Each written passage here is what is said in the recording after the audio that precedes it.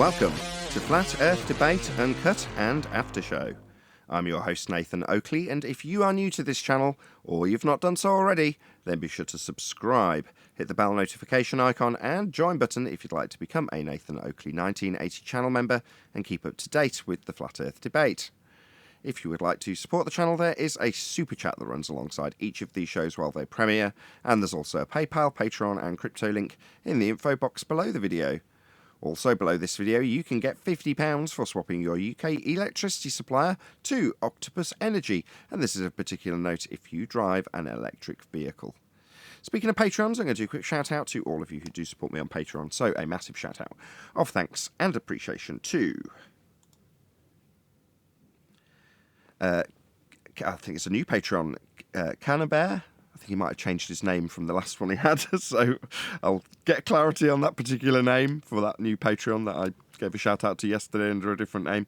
But yes, Cannabear, I believe it is. Adam Price, Fibre Oats, Bogey, Michael Kahn, Rob H, Ben White, Maximum Gravy, John Kays, Patrick Gunnels, Banter, Will Brax, Mel B. Styles, Troy Shuker, Maris, Hairy Blade, Mobile Max 777, Neo the One, Lost Cat FE, Rob W, Open Minded, Reese Pound, Dale West Watson, Muted, Maris, Maria Neelands, Unbelievable Productions, Blue Ridge Ranger, The Real Gabster, Liam Nedrick Jr., Abraham Mohammed, Adrian Quintana, Skeptic 936, Life is Short, Texas Mike, and David Wayne Foster. So another massive thank you to all of you for supporting me on Patreon. Now I will hand over to whoever is in Discord and Google so you can enjoy their dulcet tones while I set up for today's live show. AKA advertising for Nathan. What are you? Yeah, I was getting there. I got there. Guy said he wanted to beat you up. What do you mean? You better watch out, Nathan. Should I really? Gonna come through them wires and grab you by the throat. I don't think so, Neil. Well, I think you may have opened his eyes to some certain things that he's discussing, and maybe he'll do a little research, and you never know what may come of it. I don't care, Neil. Well, something already came of it. Oh yeah, go on. That's what I'm saying. I heard you yesterday, Citation. I know Nathan don't care, but we care about humanity. Well, it's kind of like children, you know. They're very rebellious and disobedient. But once you give them a good enough punishment, it kind of shakes their foundations, and then they're open to listen. So, you know, Nathan had to spank him like a little unruly child. And then, you know, Papa Daddy had to sit down and tell him about life. Who's Papa Daddy? It don't matter who it is. It's just your scenario, you know. Like, the kid faces a brick wall of, you're not getting past this. Then they go through the stress, and then afterwards, when they calm down, they're open to hearing. But I don't think Nathan really, I don't think Nathan was rough on him. I think he just calmly set him straight. Sure. Yeah, sometimes that's what a father has to do as well. He has to hold his child while the child, you know, kicks and screams and punches and squirms until he wears out all his energy and he's open to listen.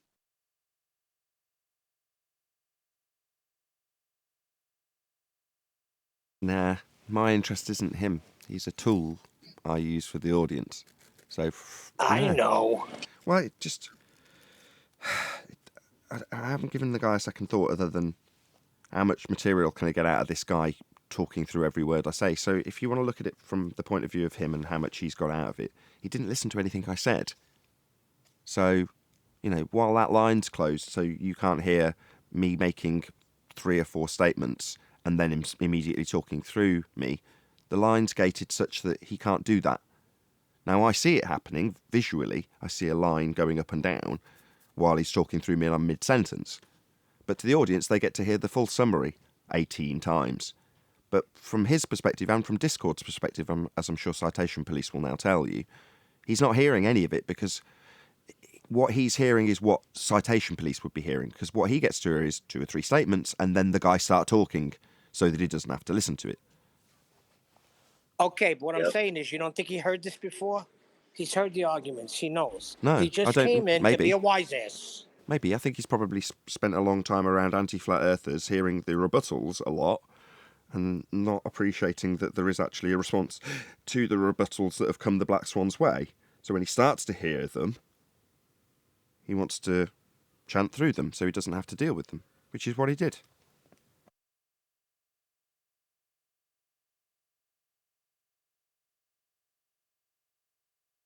My point is there's no reaching someone like that. But from a production point of view, I can turn that into something. You know, admittedly not much. I turned it into about a 50-second short with him denying that there's a geometric horizon to then claim how we can see a non-visible geometric horizon, but why we can't see it is because. Well, that's about as much use as I got out of him for a short. For an episode, it was amusing. People enjoyed it, gave me praise. But I didn't actually see that there was that much educational merit at the end of it. So you're focused on him as one individual, and it's like, oh man, that is so far away from my thought processes.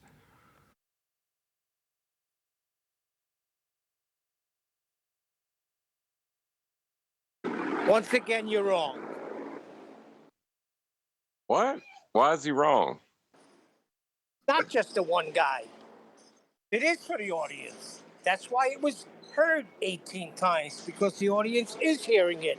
And if you looked in chat, there was a couple of new people that came in and got to hear that. A lot of people are going to hear that. Yeah, I'm not saying it was good, but I'm saying you're focused on the fact that he might have an epiphany after this, or he might have a revelation after this. And it's like, okay, I hadn't thought about that. What I did do was spend an hour and a half, maybe even longer, trawling through the pre-live and after show to find what was actually useful. And like I say, I ended up with 50 seconds, you know, where he actually listened, responded, and that became usable. But there we go. I'm not saying it wasn't useful. That's not what I'm getting at. I'm saying focusing on how he as an individual might react to this in the thereafter is only useful to be discussed, because the audience might relate to it on a personal level. In other words, put themselves in his shoes as we discuss him. But the actual discussion itself is about him. So therefore, am I telling my audience to also concern themselves with this one individual and his path through flat Earth? Well, now I am, because I'm highlighting the reasons why I don't want to necessarily focus on the individual. Other than it being useful for an audience member to relate to as we discuss whatever, acquiring elevation angles off curved adjacents and things like that. I think I can put this in an analogy. Imagine you're in a courtroom and you're the prosecutor and they're the defense attorney. Are you worried whether the defense attorney agrees with your position when you're debating with them? Or are you worried about what the jury is thinking?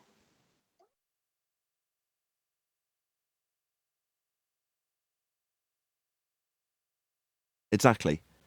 I can't remember how it was phrased a couple of days ago, but it's something very, very similar, which is to say that I'm not expecting him to take on board my position.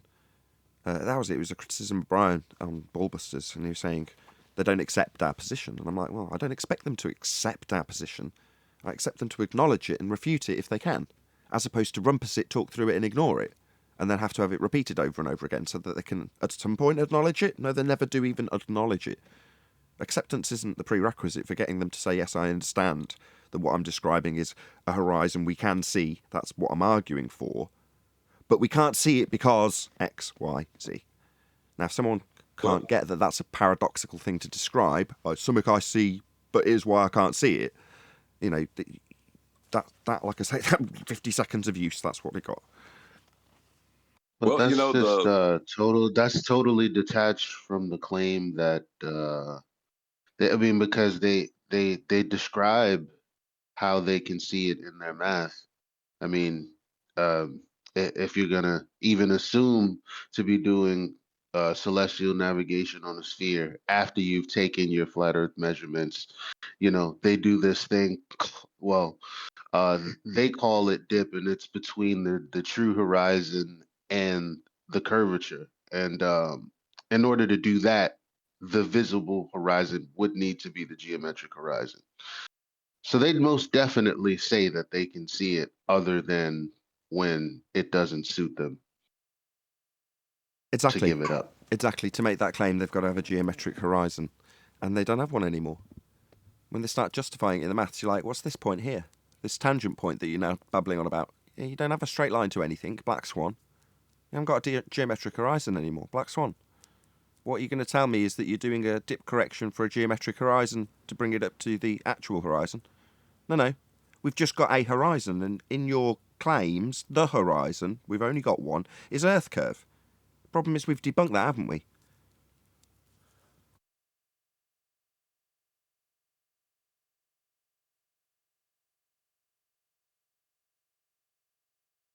So we've only got one horizon, and the horizon in the begging the question proof of nothing perspective hijacking Earth curve calculator was geometric, claimed to be a physical limitation to your view at the horizon. That was what the geometric horizon was, Earth curve. And we got told when we showed it was beyond the limitations of physical sphere edge radius 3959, what are you idiots? It's refracted. What does that mean? A line that has deviated from straight? So no longer a straight line to the horizon then. Right, okay. This trig needs straight lines. Well, here's my model with a straight line to a geometric horizon. No, you haven't got either. You haven't got a straight line, you haven't got a geometric horizon. But you're saying when you do your flat Earth angle measurements and then start justifying how it could work if there was a sphere beneath you, you take a point that doesn't exist with a line that you haven't got and rectify it straight and flat. Yeah. All I'm going to focus on is the aftermath of you claiming we've got a physical geometric sphere edge for a horizon, formerly known as Earth curve, that you haven't got anymore, and a straight line to it, which you also haven't got anymore. And the correction you're using it for is to do what now? Make it flat. Bring it up to the horizontal. Yeah, you'll need that flat horizontal plane in order to do any of this triangulation with 90 degrees below the star. So we're all going to be on the same page when we're doing this celestial navigation. We're all going to be on a flat plane. And any preconceived notions of a sphere will be corrected to be flat. Based off a fantasy horizon we haven't got. I was kind of, sleazing around Discord a bit, and one of the things I heard while I was sleazing around was that the sky has nothing to do with the ground. Is I think one of the arguments coming our way. So when we use the stars to locate our position, that's just a flat-out denial that celestial navigation exists then. So we've gone from denying triangles in celestial navigation and then I'm arguing about how the triangles are used to saying the sky's got nothing to do with the ground. Yet in this method, which isn't flat earth methodology, it's just how it's done, you use the stars to figure out where you are on the ground. That's literally what it does. But they'll deny that now, given that we've got a proof, that actually needs a flat earth from both sides to acquire 90 degrees to the star at its GP. Both got to do that. In fact, the manuals, which they keep saying, look, these manuals have got reference to spheres in them. Yeah, but the methodology they describe is flat earth. Despite the little pretty pictures and occasional use of the word like tangent, that would be a straight line to a geometric horizon that they think they've got. Black swan, no straight lines, no geometric horizon. But because it makes reference to it, they think that's what the horizon's actually being used, when the geometric horizon is never visible, it's only existing in the maths. But the actual horizon has a height of eye correction, nothing to do with the sphere Earth. Brings you down to the deck so you can have 90 to the star again, flat Earth. Well, I was laughing too hard because they're always asserting the celestial sphere as proof of what we're standing on. It's like they always point up. And now they're saying that there's no need to point up. Like, what the hell? I don't know. It's I from was 5 laughing years too ago. hard to even respond. That was the argument 5 years ago. The sky is non-contingent upon the shape of the ground, right? Now they're subsuming that argument for themselves.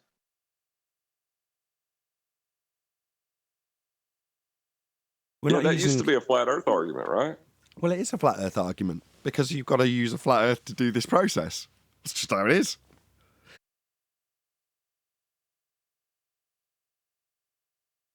We're in the upside down of this argument. Or it's not an argument anymore. It's just delusion. We're in the upside down now. This is incredibly stressful for them. Incredibly stressful. What they're attempting to do, just like Trulon demonstrated, is They're trying to make all the arguments basically equivocal. So they work in both models. So they can just say, oh, it's just a preference which model you believe. Both are equally valid. That's what they want to rest on. You think the latest position is to aim for a draw? You know, fight against celestial navigation, and if they can prove that celestial navigation doesn't use triangles, it's using... Well, I don't know what it's using. You can't get an elevation angle from a curved adjacent. So I don't know what they're going to do to sandwich in sphere when they need a 90. It's just pathetic. All they've been doing is lying that they need 90 or triangles. It's great, really. Very telling to an audience member. Yeah, and it's satisfactory to their minds because when they think of it, they think, oh, yeah, this makes perfect sense. But they don't notice that there's plenty of logical errors in equivocating the two. Like, for example, the horizon, equivocating the horizon with horizontal.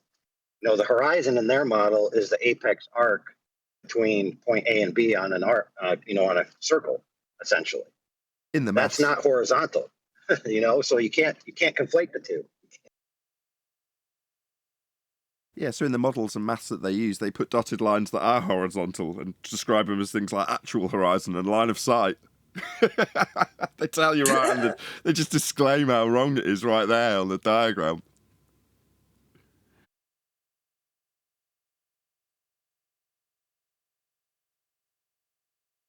Yeah, remember we used to joke about this. We used to joke and say, hey, where's the curvaison? True horizon. That is funny. The true horizon is the one extended out horizontally as far as your eye can see. Yeah. I'm not a real horizon. I just identify as one. And you're going to refer to me as Z and Zir.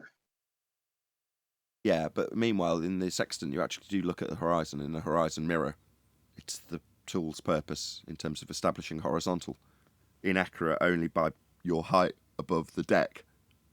You know what I mean? So what are you going to do? That's how it works. So they can equivocate all day long about horizons that don't exist when the tool itself does actually use a horizon, and their horizon used to be geometric. And they can deny it all they like when the tool's using a horizon to establish horizontal, because you need it to be to get 90. That's what I was saying. This isn't an argument anymore. It's just delusional.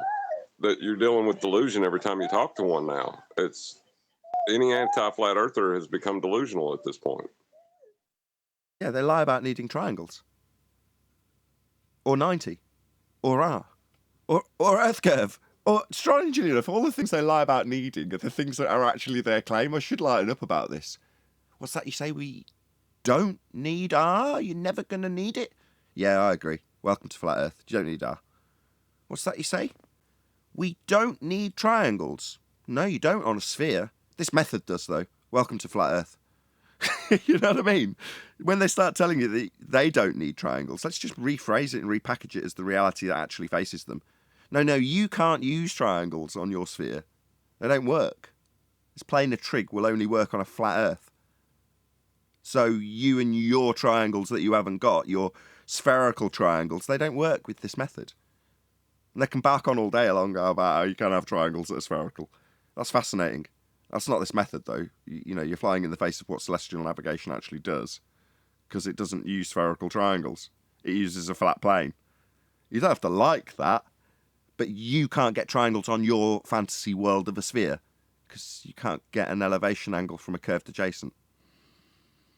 Well, when they say they try to put there's celestial navigation and then there's flat Earth trig, and then they try to distinguish the two. Even though they're the same thing, you're doing the same thing because celestial navigation is flat Earth trig. Yep. That's the good summary. Celestial navigation is flat Earth trig.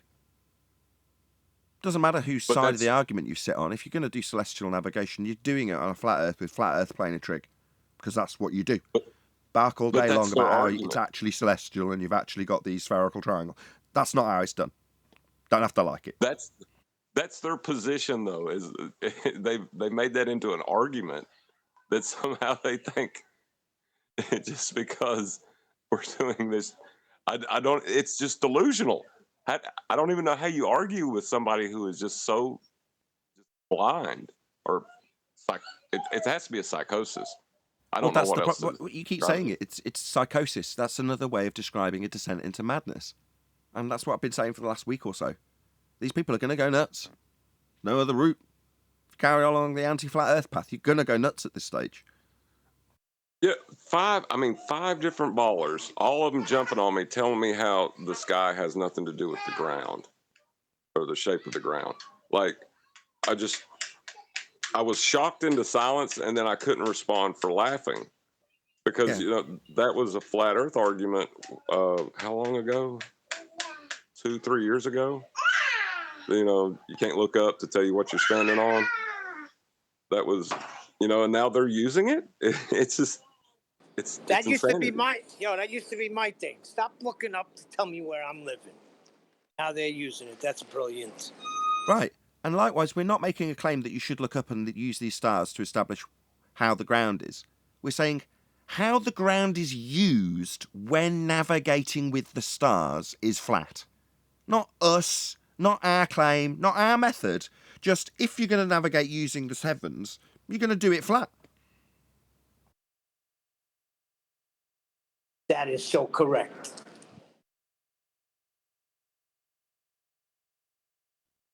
But yeah, it's going to send them nuts. I can't think of any other feasible outcome for them. What else is there other than lying, but which part of the descent into madness, if you ask me?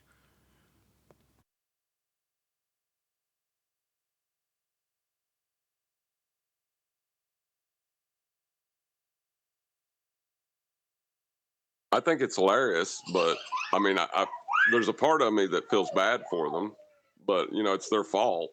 I still feel bad for them. It just on the other side of it, it's really funny. Like it's just I couldn't think of a better punchline to a joke. It kind of is funny, but it kind of is telling. Well, it's very telling. I mean, if you just go back and listen to that show, that was a lot of pain, frustration, and realizing that he may have to come to a realization that Earth is flat, and that Nathan's right. They don't want to come to that terms with that. So, Nuthouse is next.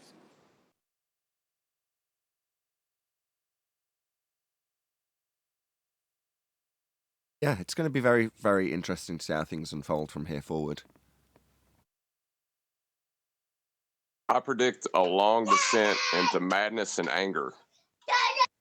I think we've seen Well, all the where are they anger. going to go? I don't know, the people we deal with, if we focus specifically on anti-flat earthers, which is predominantly what we deal with, right? They've already gone through that stage, right? Now, you might say, as I did yesterday when Brian focused on that one particular slide with all the different stages ending in acceptance, starting with anger. Well, they've already bounced back through, regressed back through, back to bargaining. Well, the end of this particular argument, to move forward at all, requires an acceptance of a flat plane to get 90 to the GP of a star. That's what it requires. So acceptance is the only way forward. If you're saying, oh no, anger, well, they might regress to step one. What are they going to do? I'm going to tell you because my wife came. She knows all the arguments. She hears everything, sometimes 3 times over. They want consensus, Nathan. They want, like I said the other day, she said, what about the professionals and like the scientists and all these other people? Wouldn't they know this? No, I think the regular people are just looking for consensus. I call that projection. That's what you want, Neil. Not me. I'm But good, they do, baby. I'm good. but they do know this. You can just let her look at Jaredism's 100 quotes that tell us we've been lied to, and start, her search from there. Take all of the quotes that he packaged together in that neat little video, and go on a quest looking Okay. at all the context and all of the citations. It's all there in the Mister, you're video. missing his point. He's saying his Full of wife's looking for. people. He's saying his wife's looking for consensus. Oh, When will everyone else agree with me? In other words, when can I go out, talk about this, and have it be socially acceptable rather than ridicule worthy? Right. Well, I mean, she asked that, but then she said, "Wouldn't they know this?" I was just speaking to that part. That they know this. Of course they do. Just sign up for a Scientific American subscription or something, and Again, I mean, the you'll see they, that they are always talking about it. the they is the appeal to the hierarchy in the consensus opinion. So the they is the people who tell people what's what. Well, do they know? They're telling me otherwise. That's the attitude again, unless I'm wrong, Neil. Yeah, you're right. Well, that's good to know. Sorry, I missed that. I'm under a large fan. You can't tell. Really? Your audio's horrendous, but it's okay. I can just about decipher what you're saying. He's a flat earther, my wife. Let's get that straight. She just comes up with these little things, and I know where her head is at. Like She's me. Why ain't this hit mainstream yet? Let's go. Let's get it going. Yeah, because as a woman, she wants to be in a comfortable societal position that isn't mocking her. Nice, feathery, comfortable nest. And that is perfectly reasonable. Now, there's going to be the unspoken masses that we're talking about, and I would say the majority of them are going to be female, who just aren't out there saying what they feel because they know better than the stupid idiot men that are out there on the streets literally shouting about it.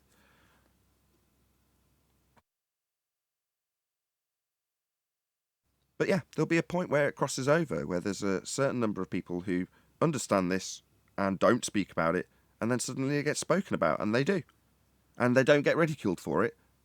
And then that's it. That's when the paradigm actually changes, as opposed to in the process of changing, being introduced for change, however you want to look at it currently. You know, that wagon is rolling down that hill. It doesn't seem like there's any stopping it. Yeah, it was the craziest thing happened the other night. My I broke out my Skymaster Celestron binoculars. I let my girl look at the moon, and she said, "Wait, what?" Her experience with looking at it made her go, "So this is a plane then?" Because that's I don't know what I expected, but that's not it. You know. Fair enough. Yeah. Good morning. Good morning. I got my telescope back. My mother-in-law and her new husband are moving house, and suddenly they've got to box everything up. And when we had kids, I was like, well, there's no space for a telescope here. So, of course, it goes to the mother-in-law's. She's got more space. Now it's come back. I'm like, what the hell am I going to do with this? I said to Paula the other night, not my wife Paula, the Bible literalist Paula, Level Up is a YouTube name. I was saying, I've got absolutely no desire whatsoever to use this. None. So, what am I going to do with it? I was like, I'm just going to sell it, stick it on Facebook Marketplace and flog it. Because what am I going to do with it?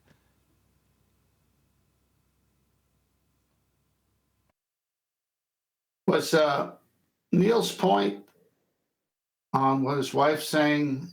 Can I hear that reiterated again? What was, from her perspective, what was she saying? She wants consensus. Once society accepts this, then she will feel comfortable talking about it. I'm speaking on her behalf now. I'm just making the conclusion, though, so that the audience doesn't have to hear it all again.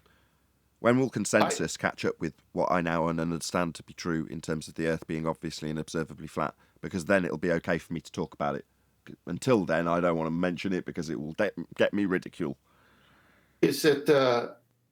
Is that what the they meant when he said they? That she said they? I assume that was an ethereal, hierarchical they in the consensus opinion viewpoint that she's expressing. Therefore, the higher-ups that talk to us about the Earth being a sphere, do they know? Anybody disseminating the fact that Earth's a sphere, according to them?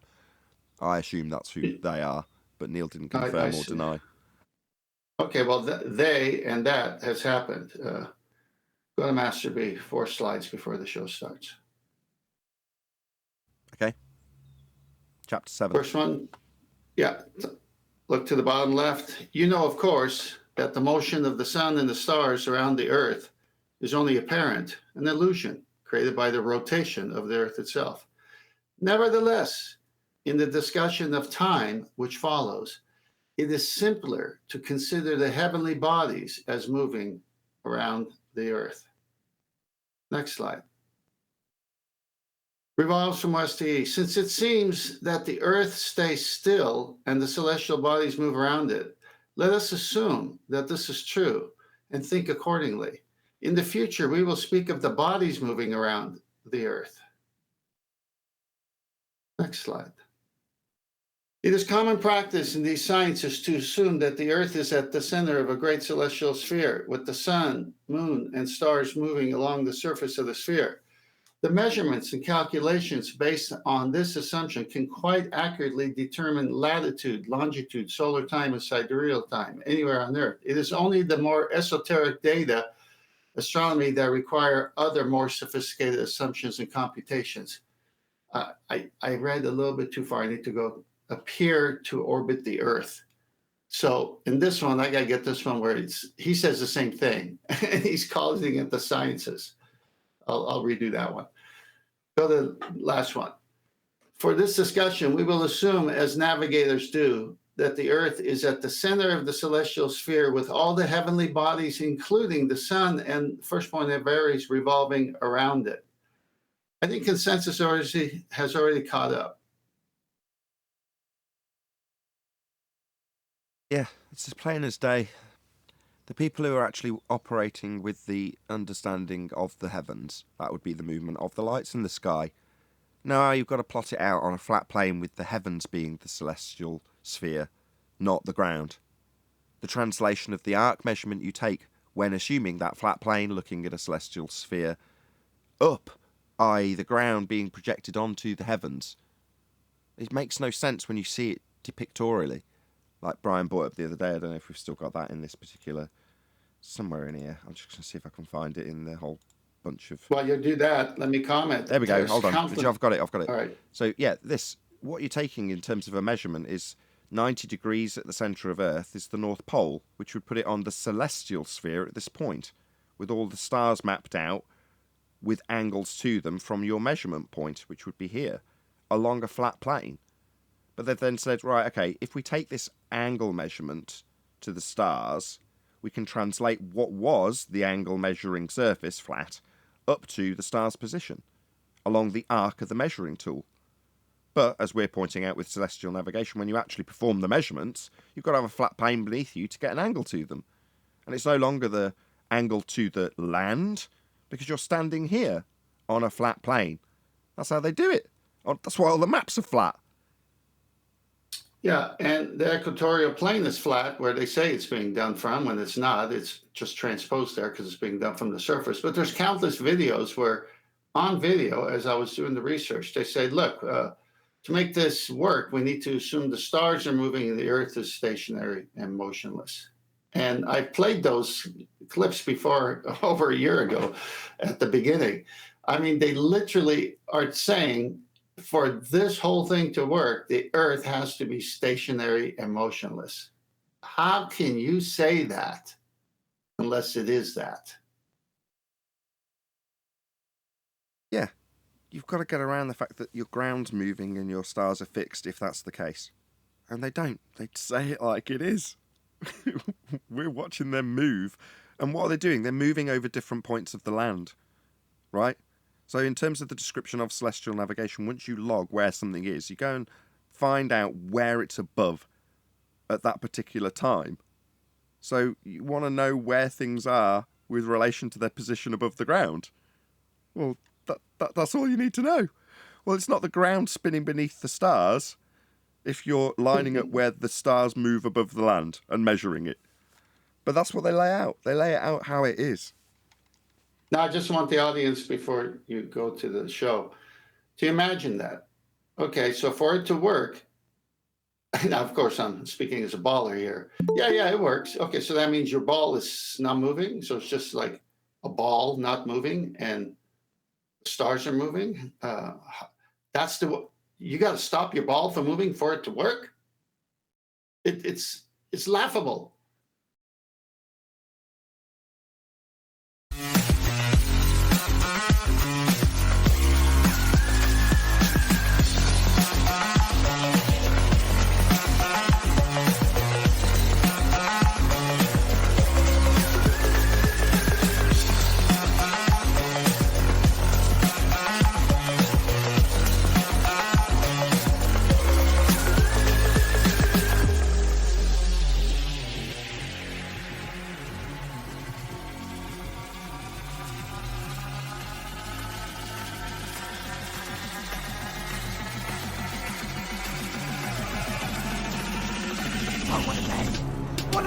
Welcome to Flat Earth Debate Live.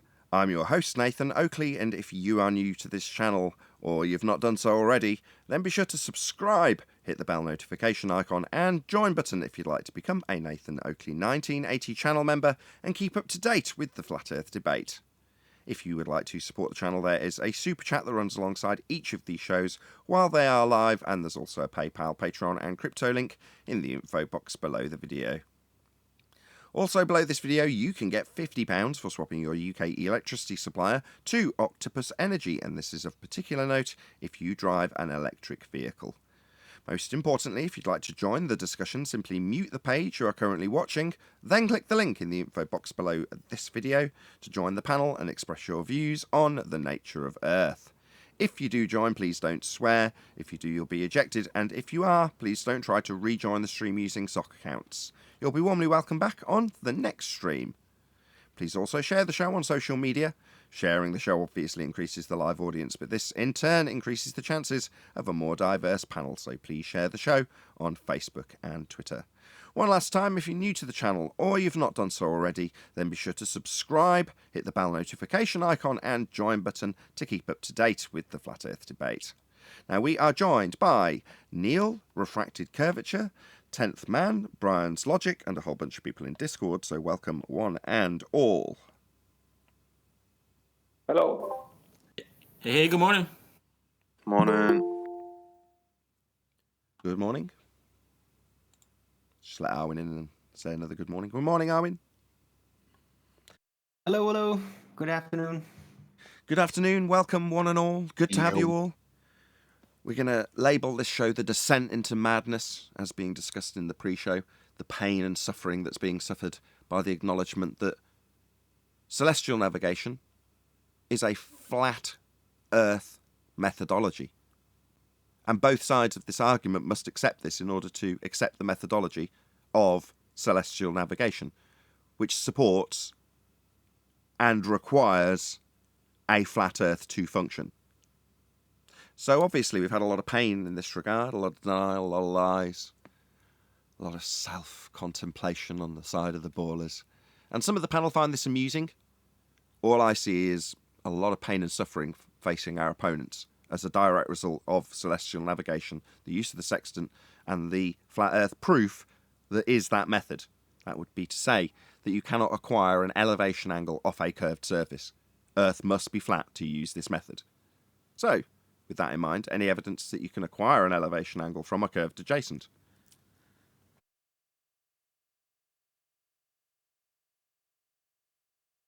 I'd say only in the math, but that doesn't really work. No, you have to correct it flat. In their math, with a physical geometric sphere edge for a horizon formerly known as Earth curve, any evidence of a physical geometric sphere edge horizon formerly known as Earth curve? But that one still exists only in the math. Yeah, but you've got a horizon that would mirror be- and you're actually looking for a horizon to get horizontal. So you can do your planar trig, not spherical trig, flat Earth trig. Shout out to Mike808. I don't know if when there's just a super chat with no message, YouTube's decided that it was wrong. But thank you for the super chat. I can't read it out because it's not there. But thank you anyway. For there to be a geometric horizon would be a violation of the first premise of measurement. Correct. In order to acquire the derivation to get you to the R value to assert you've got a geometric horizon, you had to take those measurements off a flat plane, violating the first principle that you used to acquire your R value to assert you have a geometric horizon. It's a paradox. Complete nonsense. Can't assert you've got a physical sphere edge for a horizon because you haven't got a sphere edge if you derived it from a flat plane, which they did with elevation angles. And you can't get an elevation angle off a curved surface. So if they want to say the black swan's an anomaly, it still doesn't answer the real pressing question at the moment. How do you get an angle from a curved adjacent? So they can think of the black swan as refraction or whatever they want, but the problem of a curved adjacent is still paramount. Yeah, this is why the descent into madness will ensue from here forward. I mean, this has been highlighted for about a week, maybe 10 days, and it's certainly padding out that way. We're seeing a lot of pain and madness and a lot of denial of basic trig, which is amusing in itself when people deny the triangles. Hey man, I'm getting a lot of love today. Shout out to Flatten the Curve, who's sent me $20 and says globeheads have lossbarian caused by the loss of their ball. Losspression. Gotcha. As in No, it's his own stupid invented word. It doesn't make any sense. That's all right. I said There's it as another best as I word could. for depression. Yeah, by the loss of their ball. Yeah, they have. And there's nowhere else to go. You know, the trig is laid down in black and white in terms of what you've got to do. And it's flat Earth. Isn't it? I don't know. I'm getting more and more jovial about it on the one hand. I'm getting a bit bipolar. It's probably because I had a big whack on the head. But on the one hand, I'm very jovial. And like you, John, I'm like, I see the amusement of it. But on the other hand, when we're confronted with liars, that makes my blood boil. So it's kind of split how I find my feelings about this. Not that probably anybody cares. Let's do a bit of my housekeeping. Any evidence of axial rotation of the Earth-based variety? Just before you move off the last question, Nathan. Oh, feelings. Yeah, you can talk about my feelings some more if you want, Brian. Go ahead. No, the elevation angle thing. Our friend Proto, right, seems to think that we're claiming that this is what he's saying. This might be just another straw man that he needs to build. Because he seems to be doing nothing but trying to build straw man arguments. He seems to think that we're claiming, this is what he said to me only within the past half an hour, that we're claiming that we're claiming, us people, not celestial navigation, that we, us people, get distances using the complementary angle of the right angle triangle. That is what we're dealing with. I have zero empathy for any of these people. Well, it's the angle Maybe of a few of the. them have. It's the angle Maybe of a few of the. them have. So it's the angle of the adjacent and hypotenuse. That's the angle measurement that you're taking. Yeah, he doesn't. He doesn't understand what an elevation angle is, or he's trying his best to pretend he doesn't. I don't know, but it's really. He keeps on trying to build a straw man. So that tells me he definitely does understand. I personally believe. I know it's slightly off topic, but I personally believe that Proto is a front man for someone else who I know about. Oh, don't do this. Oh, don't ruin I'm not things. going to. I'm not. I'm just someone shut him saying, up. Mute him. No, don't be a conspirator. I'm not going to go any further than that. Who cares? Who cares, Brian? Who cares? Don't divine his motivation. I tell you why. I normally wouldn't go down this road. As you know, I don't like it, and you don't like it. I know that. But there is someone on their side who does have 3 decades of experience at sea, and that person made some silly comments to me concerning, or rebuttals to me concerning the sextant. And that person has been avoiding those comments ever since he made them. Now, Proto has claimed to have 3 decades of navigation experience. It's obvious he doesn't have any of that. So, it's speculation, but, anyone, I just feel that he is definitely a front man for a few people, let's just say. Okay, But no. I just don't want that to get the focus of anybody's attention. He's having to deny triangles. He's having to deny trig. We've already got him confessing to the correction to horizontal in his fantasy world of geometric horizons. I've got him. He's been hauled over the coals. Proto-Thad, if you want to check out any of the videos, feel free. A lot of them have got Sheryl Crow thumbnail, if it makes you happy. That's what I was pointing out, though, is, that's the concession. He said, you people, well, anybody that uses this method is you people. So they're never going to manage to navigation. swindle the audience that celestial navigation is a flat Earth claim and a flat Earth methodology, other than the fact that the method of celestial navigation uses a flat Earth. So it's not our version of something, or how we as flat Earthers say something should be done because the Earth's flat. It is done with a flat Earth if you're doing celestial navigation. He's just trying to reposition it like it's ours and needs debunking. So when it's pulled apart, like, that's not how celestial navigation works, it's suddenly, that's not how your flat Earth interpretation of something that works on a globe is functioning. And then they branch into how it would work on a globe. It's like, no, you need to build up a description that isn't celestial navigation, i.e. how they claim celestial navigation could be done if we were on a sphere. In reality, it's done with playing a trig on a flat Earth. Don't have to like it. It's never going to be positioned like that's somehow us making up this method when it is just the method and it just supports the flat Earth. It's just that simple. Yeah, that's what I was trying to get to. Yep. Any evidence of the distance to the sun? Any evidence of the distance to the sun? Have you got a one-way speed of light measurement, Nathan? I don't claim a distance to the sun, nor do I claim to require one with my version of celestial navigation. No, celestial navigation doesn't need a distance to the object measured either, just needs an angle. So you don't have a distance yourself then? No, I don't. Right. Nor do I I claim don't have one. a distance either. Yeah. Do you claim Any one? evidence Hold that on, it's an hold object? on. Do you claim one? Me? No. Do you claim It's to have a impossible to one-way claim speed one. of light? No. I claim that I don't have a distance to the sun, and I don't have a one-way speed of light measurement. And what about my people? claims. What about people who are foolish enough to say they do have a distance to the sun based on an R value debunked at the geometric horizon with the black swan, or they do have a one-way, or more technically accurate in their claim, two-way speed of light? What would you say to those people, Brian? I would say they have a two-way speed of light calculation based on 4 pre-assumptions and 2 averages, and I would also say that they're fooling themselves.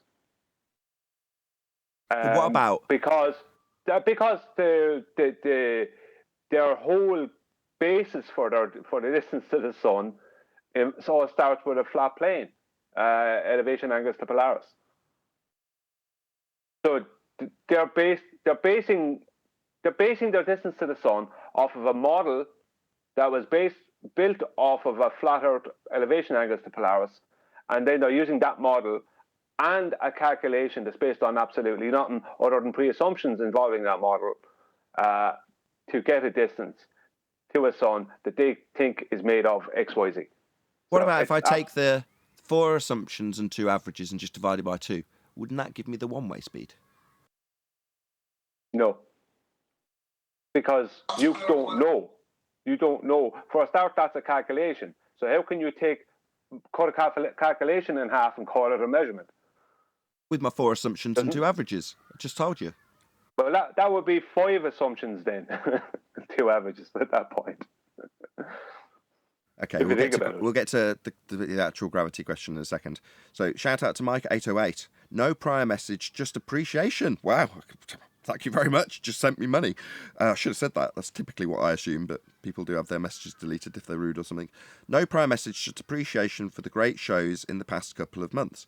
Oh, well, thank you very much. I really, really appreciate that, because the last couple of months haven't been as controversial or argumentative in terms of the lack of fundies that come here. And I think, personally, they've been much more educational. You know, I mean, maybe that's sort of an ebb and flow that causes a pressure that has to then be released, which is what we're seeing at the moment. Maybe it is, you know, an up and down thing. You know, we build the pressure, then they come in and release the pain.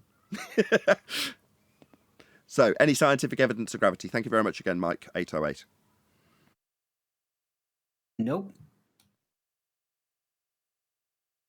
Well, there's evidence that different forms of gravity, or previously thought of as gravity, have been grafted into all kinds of modeling systems, though, but no scientific evidence.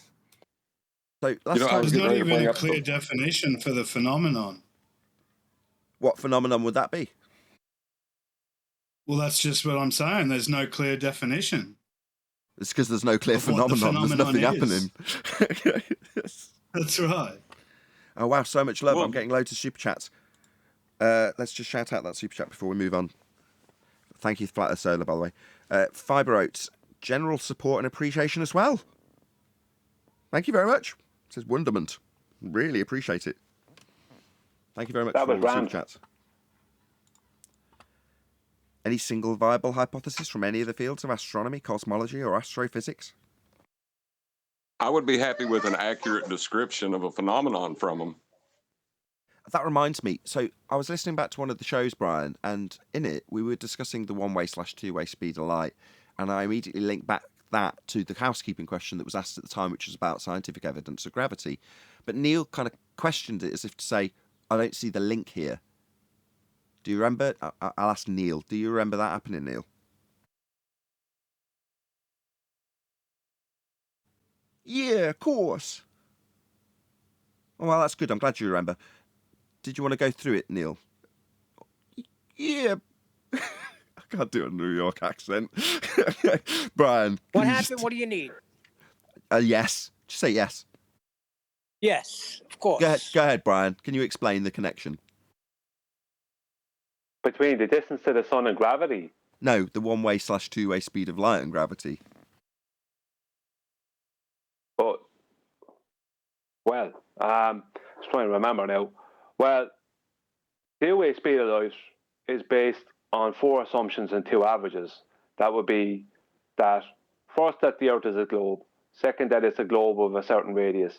Third, that it orbits the sun. And fourth, that that Kepler's analemma, which is all based on the orbit of the globe Earth around the heliocentric sun.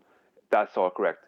The first average is an average radius of the globe Earth, and the second average is the average distance of the globe Earth to the heliocentric sun over a 12-month period.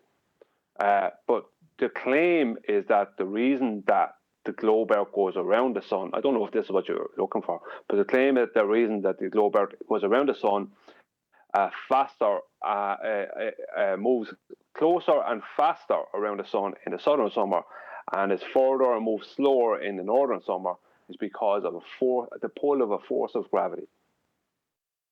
Yeah, you knew exactly where I was going. Shout out to Skeptic936. He says, I just like seeing ballers in pain. Maybe John will speak to this. Does that make me a bad person? Only if it makes you feel bad.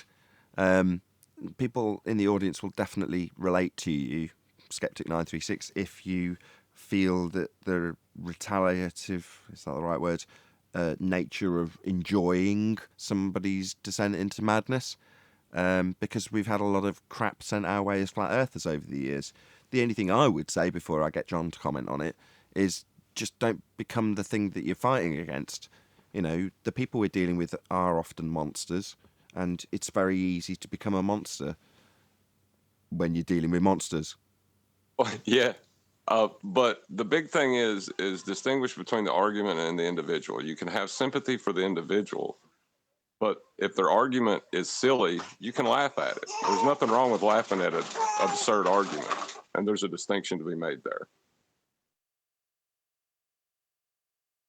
Any evidence of a self-perpetuating molten iron core at the centre of a presupposed spherical Earth? No. And is it light instantaneous? No, you have to start off with a flat plane to create the center of a globe. And then all the extremities of that globe are also based on your flat plane elevation angles. I'm going to keep on stressing that.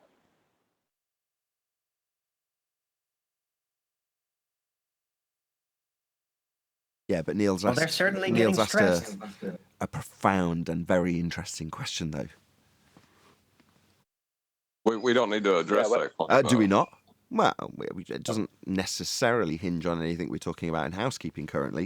It doesn't change the fact that Neil's asked one of the most profound questions thus far in this episode. Isn't light instantaneous? Anybody going to try and answer him? I don't see how. Well, instantaneous. Does it travel? That's the question. Does it travel, or does it have a journey? That's Arwen's back with straight away what I would have come back with. That's excellent, Arwen. Anybody else got an answer for Neil? Well, I would have said that according to quantum mechanics, it's instantaneous, but I don't know myself. Is that so? When you've got a delayed choice quantum eraser experiment? Well, I don't know the details of the quantum eraser experiment. The delayed choice quantum eraser. You have it hitting... I don't know that. Yeah. Well, you have it going through the slit. I can't speak on that. To break it down in simple terms, you've got one particle of light being split so it has 2 paths to travel along. But the decision part, that's the double slit part of the experiment, takes place and then hits a detector while the other carries along a further path. Now, you can call that a delay, meaning it's taking longer. Yeah, that's a time quantification, isn't it? I'm smiling because I know where this leads, but I'm not going to give the game away if none of the panel take us there. But yeah, you've then got the correlation or the matching up of what ends up happening at the other end. You can predict it. You already know the outcome before it gets to the end of the path. In other words, if it's a diffraction pattern or an interference pattern, if it's a collapsed waveform or a diffraction pattern, you already know what's going to happen to that second path. That light is going to have a result that you already know before it gets there. The decision's already been made prior to it when it was split and hit a detector after going through a double slit. That wasn't bad. I'm quite impressed with myself. Let's move on. Unless there's any questions. Hold on. This is kind of important. Now, logically link that to the shape of the Earth. I said that already. This isn't in any way connected. It's just Neil asked a really profound question. Not in a sarcastic, that's profound kind of way, but like seriously, we know very little about light. Like so little, it's untrue, and it's got so many experiments being done on it. The progression is amazing if you look through the history of the experimentation and people trying to figure out what the dealio is with light. You know, you don't just suddenly start saying, why do we have wave function collapse? That's really specific phenomena within light, right? Why is it that when light passes through a double slit, it diffracts, and then when you know which path it's passed through, it doesn't? That's wave function collapse. Yeah?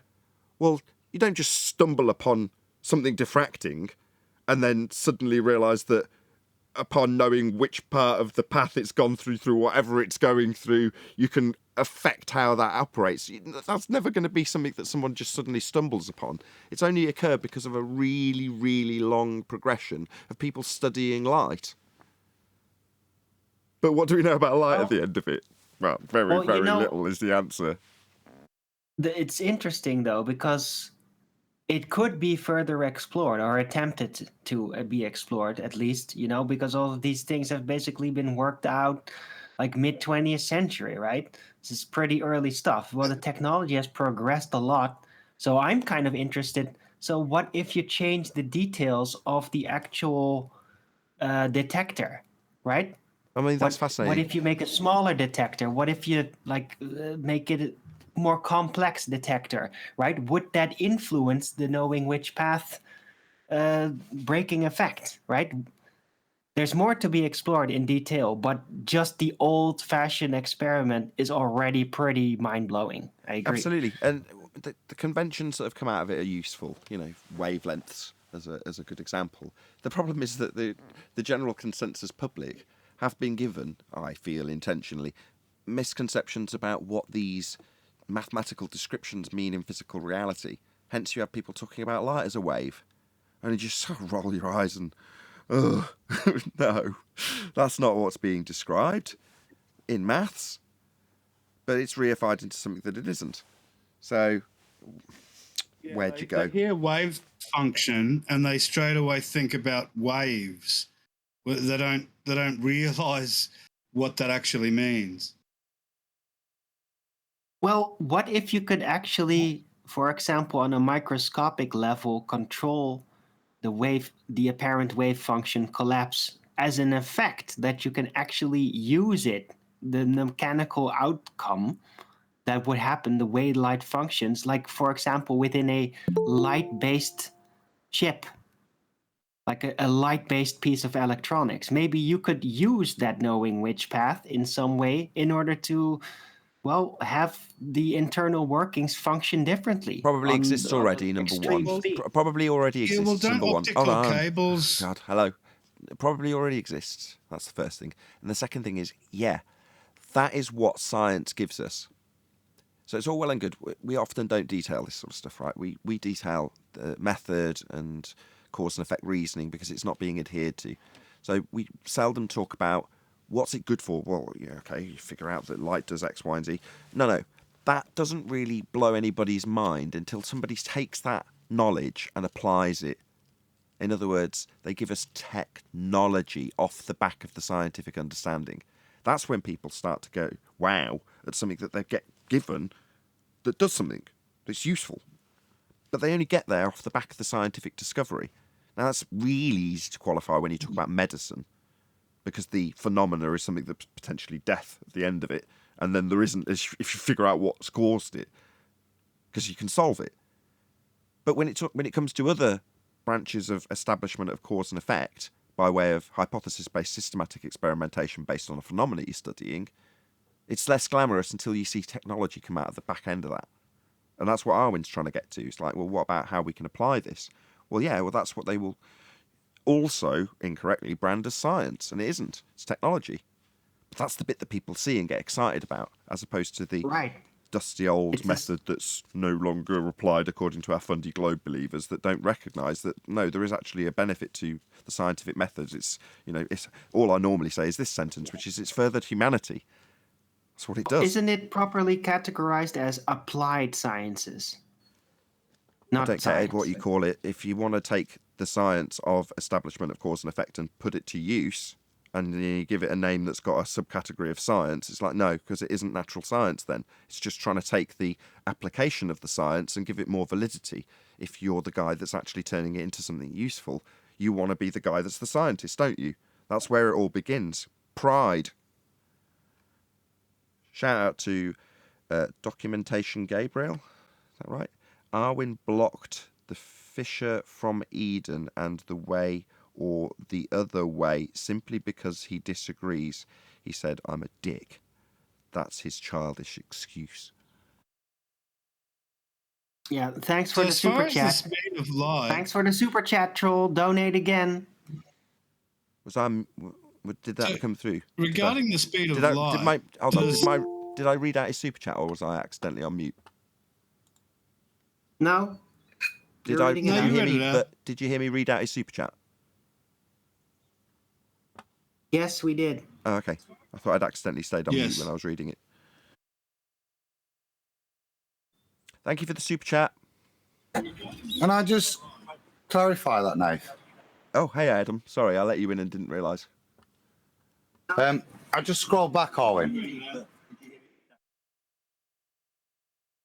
Where?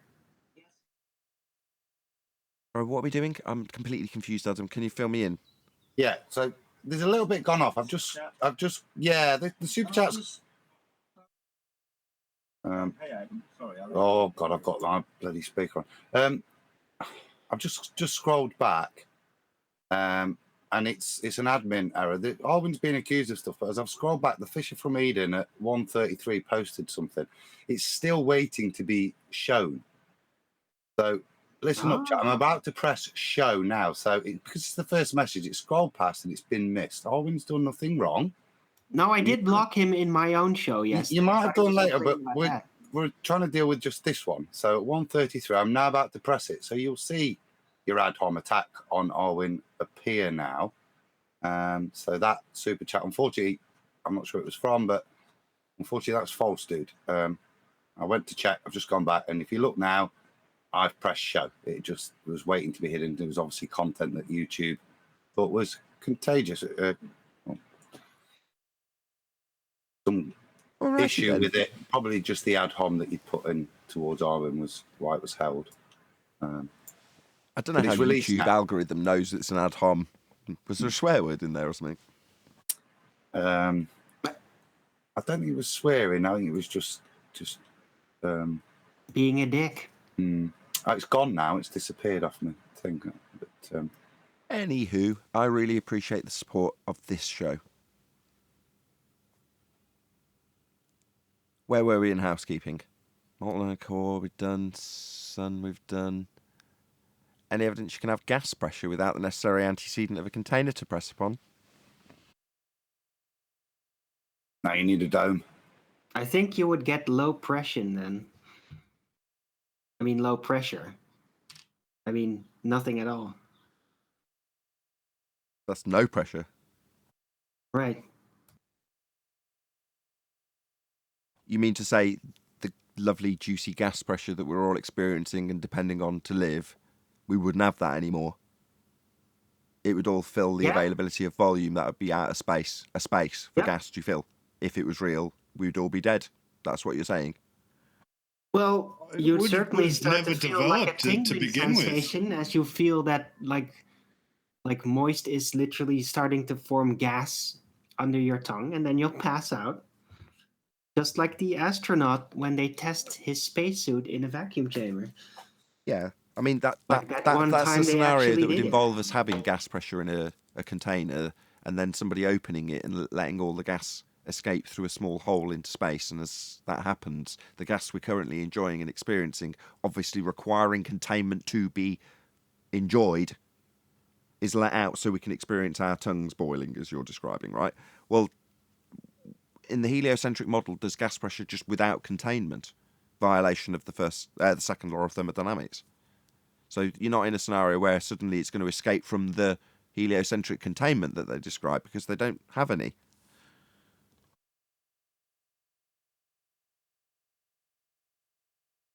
Well, they do have any, but they're just denying it. Well, no. Earth must have containment. The heliocentric model is a blue marble in a sky vacuum with no containment and gas pressure without any containment. Right. Wrong. Still nonsense. Second law of thermodynamics violation. If the sky was a vacuum, the gas we're breathing would fill that space and we'd all be dead. We wouldn't be capable of achieving gas pressure in the first place. We'd never have had gas pressure. The first molecule would have been produced at ground level, as it is, and evacuated its underground domain, and then carried on in whatever direction it was travelling until it struck something. So if that's up and out, it just goes up and out. It doesn't hang around at the Kármán line having a party with all the other rebellious gas particles that have decided to violate the second law of thermodynamics. It just carries on in whatever direction it's travelling into whatever space it's got to fill. That's how gas behaves. So the gas we're breathing would fill the availability of volume and we'd all be dead. We'd never have achieved life because we'd have never achieved gas pressure. Must have containment. Well, also those homesick gas particles are traveling with the movement of the Earth, violating the first law of thermodynamics so that we don't observe drift as well. Yes, that's also a first law, correct, violation of the first law of thermodynamics in the respect that you've got a gas particle that is apparently tracking with a piece of ground that it's evacuated from at the same rate that the ground moves beneath it, even though on a sphere, as that gas goes higher, the circumferential value it has to travel increases. Therefore, its energy with respect to the ground has to increase for no reason whatsoever, to keep it tracking with the ground to get around the fact that we don't have globe Earth claimed to be Coriolis effect. We don't see the effect, so therefore we've got to describe a description, of a first law of thermodynamics violation by our anti-flat Earth counterparts. Well, that was a mouthful, John. Well, it's worse than that because to conserve angular momentum, you need to be attached to the surface that's moving.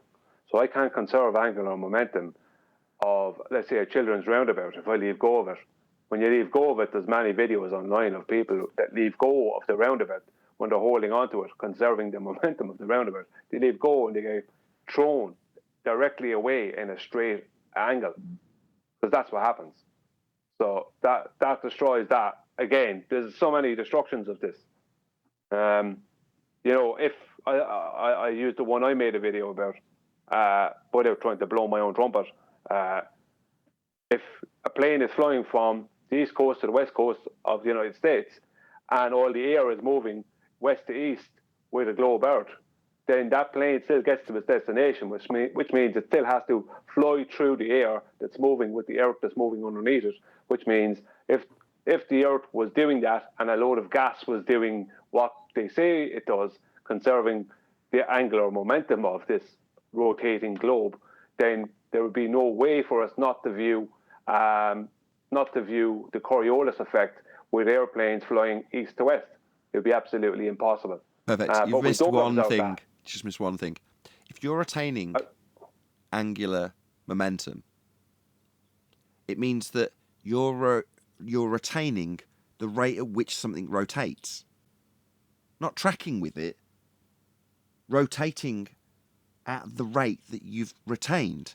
So it means that if something leaves the surface of a roundabout and it's retaining the angular momentum, it's rotating in the same way the ground below it's rotating. Not rotating with it, retaining the rotational rate. So if you transpose that onto a, I don't know, hot air balloon, if you're saying that the Earth's turning at 15 degrees an hour and that's the rate that the Earth's turning, and this retains it, then it takes off from the ground and just carries on rotating at that rate. So the balloon's suddenly spinning around at 15 degrees an hour. That's what they're claiming in actual terms. It's absolute nonsense.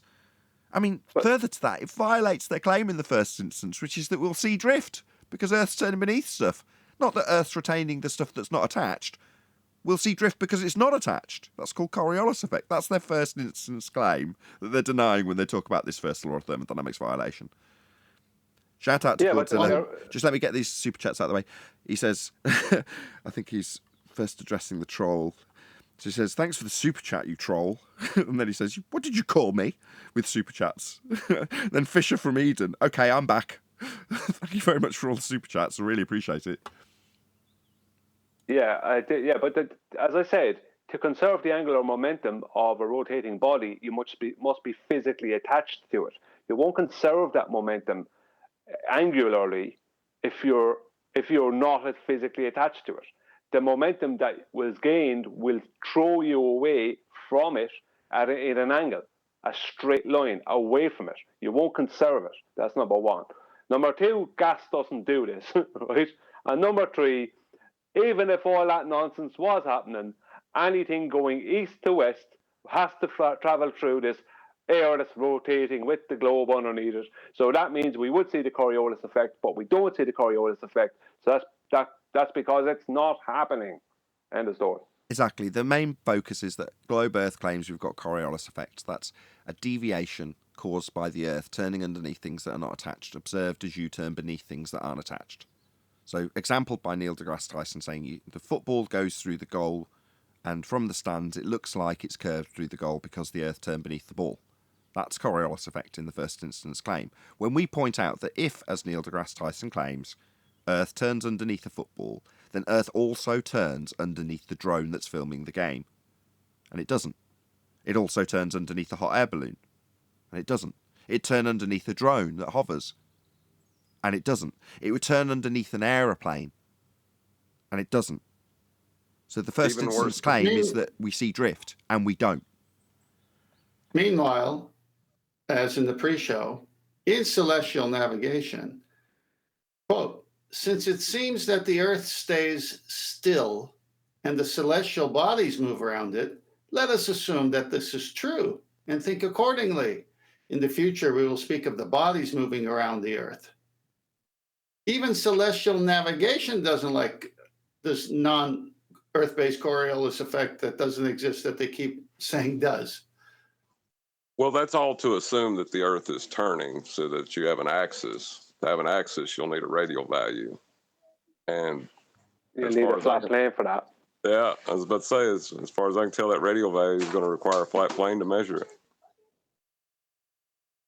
Somebody posted something recently, and I'm sure I put it on screen for a second or two. The last post in Master B, was that something somebody wanted to go through? I didn't read it, I just had it on screen for a second. John, QE wanted to share that. Oh, he's not here, is he? No, he needs to get breakfast first. No, okay, well, maybe if you saw that on screen and you want to go back and rewind it, you might find out what's going to happen later, because I didn't read it. I'd like to share something. Okay, feel free. All right. Yeah. First, I need Brian to reiterate what Proto thinks we are saying. Brian, what was he saying that we are saying when we're saying it's coming from the well-documented celestial navigation books? Can you go over that? Yeah, Prototad is building a straw man by claiming that we're claiming that the distances between the observer's position and the GP of a celestial body are measured using the complementary angle of the right angle triangle, the very thing he denies the existence of. And he's completely ignoring that we aren't claiming anything. We're just relaying the information from celestial navigation books and websites. Okay.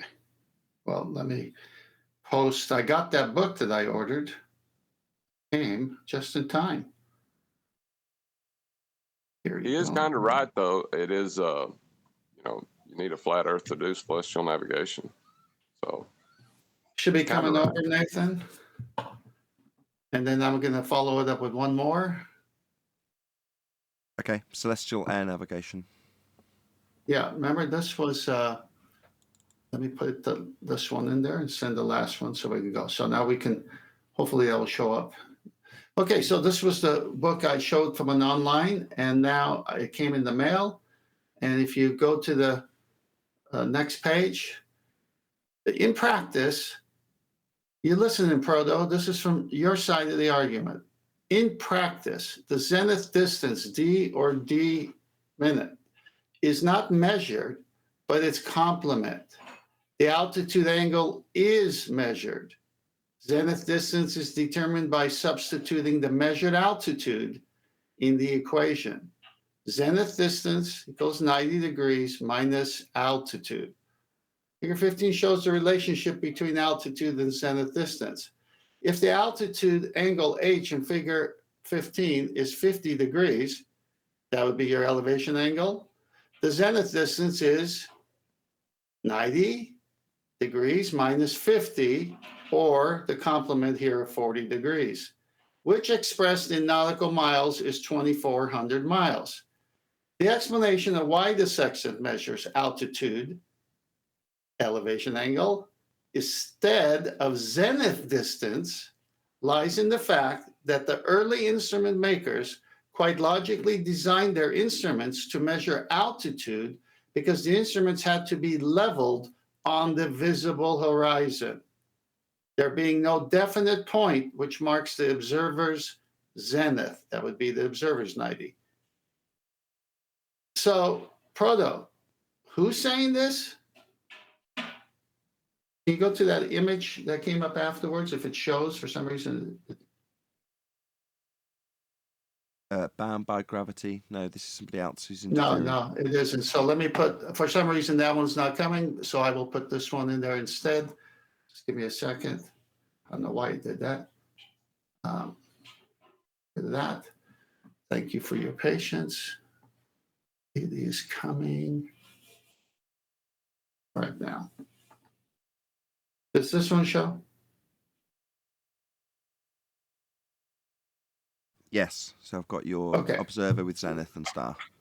Yeah, so the observer is on the flat plane, of course, elevation angle, pointing to the horizon, altitude of the star, and then the complement would be the 90 of the observer, right?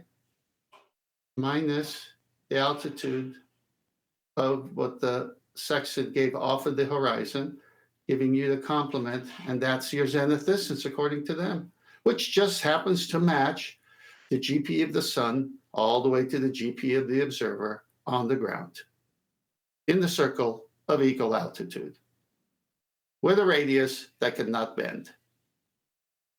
I'll try to get the other picture another way because it shows it better. I'll be back. Well, while you're doing that, we'll have a minute interlude with the clip that I trimmed out and published today, which is called Earth is Flat If It Makes You Happy. So while that's being dug out, we'll have a quick listen to this. And corrected it flat. Yes. If that makes you happy. Me, you were the one laughing, sunshine. That horse. Stutter for me. That's correct. You're making it horizontal. That would be flat. Okay. Yes, so you've corrected your dip, that you think is a sphere dip correction, to be flat then. See, this is the point you get... Sorry, so that would be a yes. You've corrected it flat. We've had to make it flat. That's right, we've had to make it flat. How do you acquire an elevation angle from a curved adjacent? Can you answer that, please? You just said it. It doesn't give you 90 degrees. That's why we have a dip correction. Correcting it flat. Exactly. It's exactly what? Correcting it flat. Correct it. You keep saying it and not realizing that you're making the exact point. The Earth's flat, and any preconceived notions of sphericity will be corrected, because if they weren't, you wouldn't get 90 degrees below the star. Is that laugh again? If it makes you you happy? You can laugh at your own loss.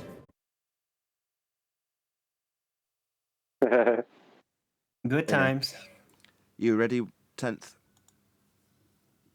Yeah, actually got back on the show here. So you see this co-altitude and zenith distance. They're showing, of course, from the center of the Earth, which is not happening, but that's the only place they got a plane, the equatorial plane, right? Flat Earth. And they just transpose it when they're doing it from the surface to there. If you believe images, that is. So you can see here that the sextant altitude is the HO, height observed, is 40 degrees. Then you minus that from the observer's 90. That gives you 50 degrees. 50 times 60 nautical miles, co-altitude equals 3,000 nautical miles. This is the way they say it's working, Proto. All we're doing is educating you on the way they say it's working. Brian, do you have any comments on this? Well, they is the celestial navigation method. Not us, not our method. Just a method that requires a flat plane, and this is how that method, that celestial navigation, is done. So if they want to argue against celestial navigation, feel free to get in touch with people using celestial navigation and tell them that they're doing it wrong when they use triangles, and that they don't need triangles. You can tell them because it's their method, and it does get used to this day. Off a flat plane. Don't forget, well documented. Well, yeah, I mean, what he's doing, and most of them are doing, is the all or as they call it, the all or nothing fallacy, where it says globe or sphere or something within a chapter of one of the books or whatever, and that means globe sphere. That's what they're doing. Like he stated to me, and I don't know how true this is, but because I can't remember what was in all of them. But he said in Quartermasters 3 and 4 or 2 and 3, do you know the books I'm talking about, the manuals I'm talking about, Tent, that there isn't any mention of a right angle triangle. Now, I don't know whether there is or isn't, but it's likely that there is mentions of 90s and perpendiculars and things like that. So that would be a right angle triangle. It's like... Hang on, Brian. Yeah. What's on the screen? Me as a monkey. I'm not looking at it. Go back to the images I posted. The last two. I've got it up. Yeah. What's on the screen right here from the observer holding the sextant? Does that look like a 90, a right angle? Yeah. Okay. So why don't you believe these pictures? Why do you only believe the pictures of a fake sphere under a flat measurement done with a sextant, which they show, and they even show dip measurement only goes to sea level, not this mathematical geometric horizon that doesn't exist? How come you don't believe this picture? From the center of the Earth, it's a 90, a right angle. But they don't want that to be from the surface because then the surface is flat. So you do it from the center with your equatorial plane because you don't mind that being flat. What a dingbat. Yeah, still got to be flat though. Still got to be an equatorial plane to measure the angle. Yeah, you need two straight lines. You need to assume that you're at the centre of a presupposed spherical Earth in the middle of a rock when you're actually stood on the surface. But you're still acquiring an angle from a plane in your middle of your sphere. Bless your little cotton socks. I'll say it again. I did it on the live show when he was here. I waited till the end. Everybody else was tearing him apart. You don't even know what 90 is. Well, if you're going to use a reference, you need to hold that close to your heart. Yeah, that's a good way of summarising the all or nothing fallacy by Jose J.G. Gonzalez. Yeah, that's what I thought of when QE brought it up, was Jose saying that, holding the reference close to your heart. Like, no, that's not how citation works, buddy. Yeah, but at the time we were just pointing out that, he didn't understand the difference between, as you've just detailed, citations and references. Just because you've taken a chunk of something and used it to support your argument doesn't mean that the entire book is suddenly something that you have to adhere to in every respect, or in the case of Jose, description, you've got all of the reference close to your heart. No. He also he also said, this is Proto, on that show, that Brian and I say this works on either model. First of all, we don't have a flat Earth model, so that's a misrepresentation of a huge magnitude. Number two, we never say it works on both models. We say you take it to the center where you have a plane that we say is on the surface, and that's how you're tricking people. We never say it works on both models. So but that's fine. That's okay. If they say it works on both models came from a flat plane measurement in the first instance. So if you want to say it works on a globe, how did you get your globe? You got it by working it off the back of a flat plane. So your globe, that's a flat Earth model, started with a flat plane to infer that you had a spherical surface. Paradoxical, now but I mean, you can say that the model works, but that model came from a flat plane. Now that I agree with, because that's what Brian and I have been saying, is that first they measure it flat on the flat Earth, then they, with pictures, say we got it from the center, which they just take the flat Earth down to the center, because guess what? In the circle, the only place you can have a vertex is the center to get a right angle. Can I say something there? Yeah, take two things. Number one, it works in reality, which is across a flat horizontal baseline, a flat plane, flat Earth.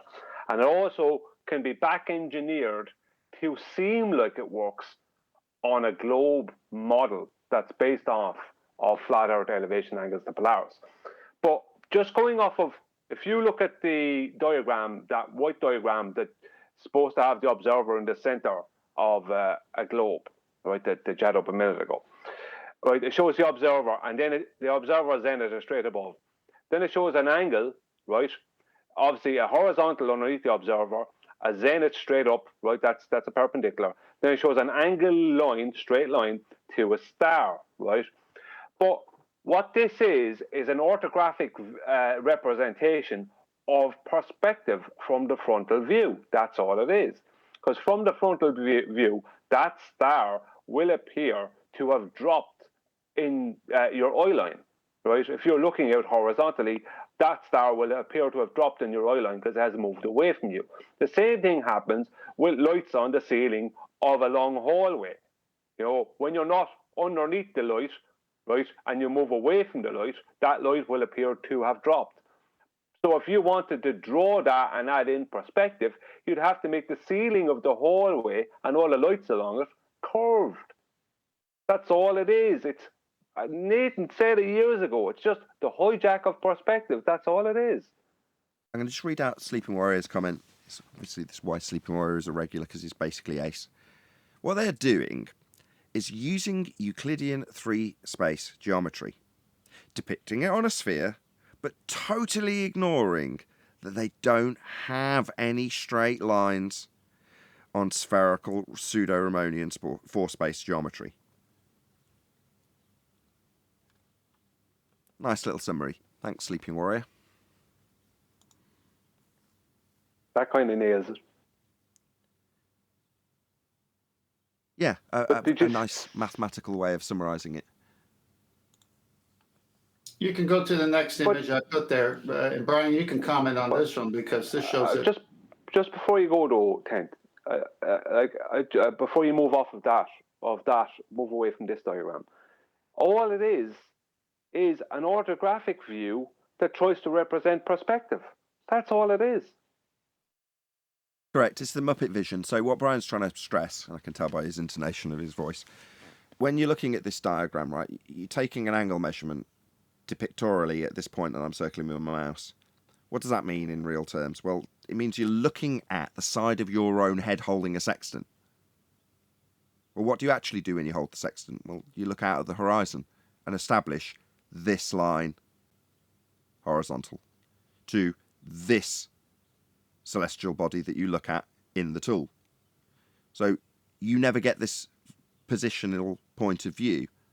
Well, why do you put this positional point of view called orthographic? We fondly call this Muppet vision. Why? Well, because you're seeing the side of your own head, like you'd see the side of your Muppet head.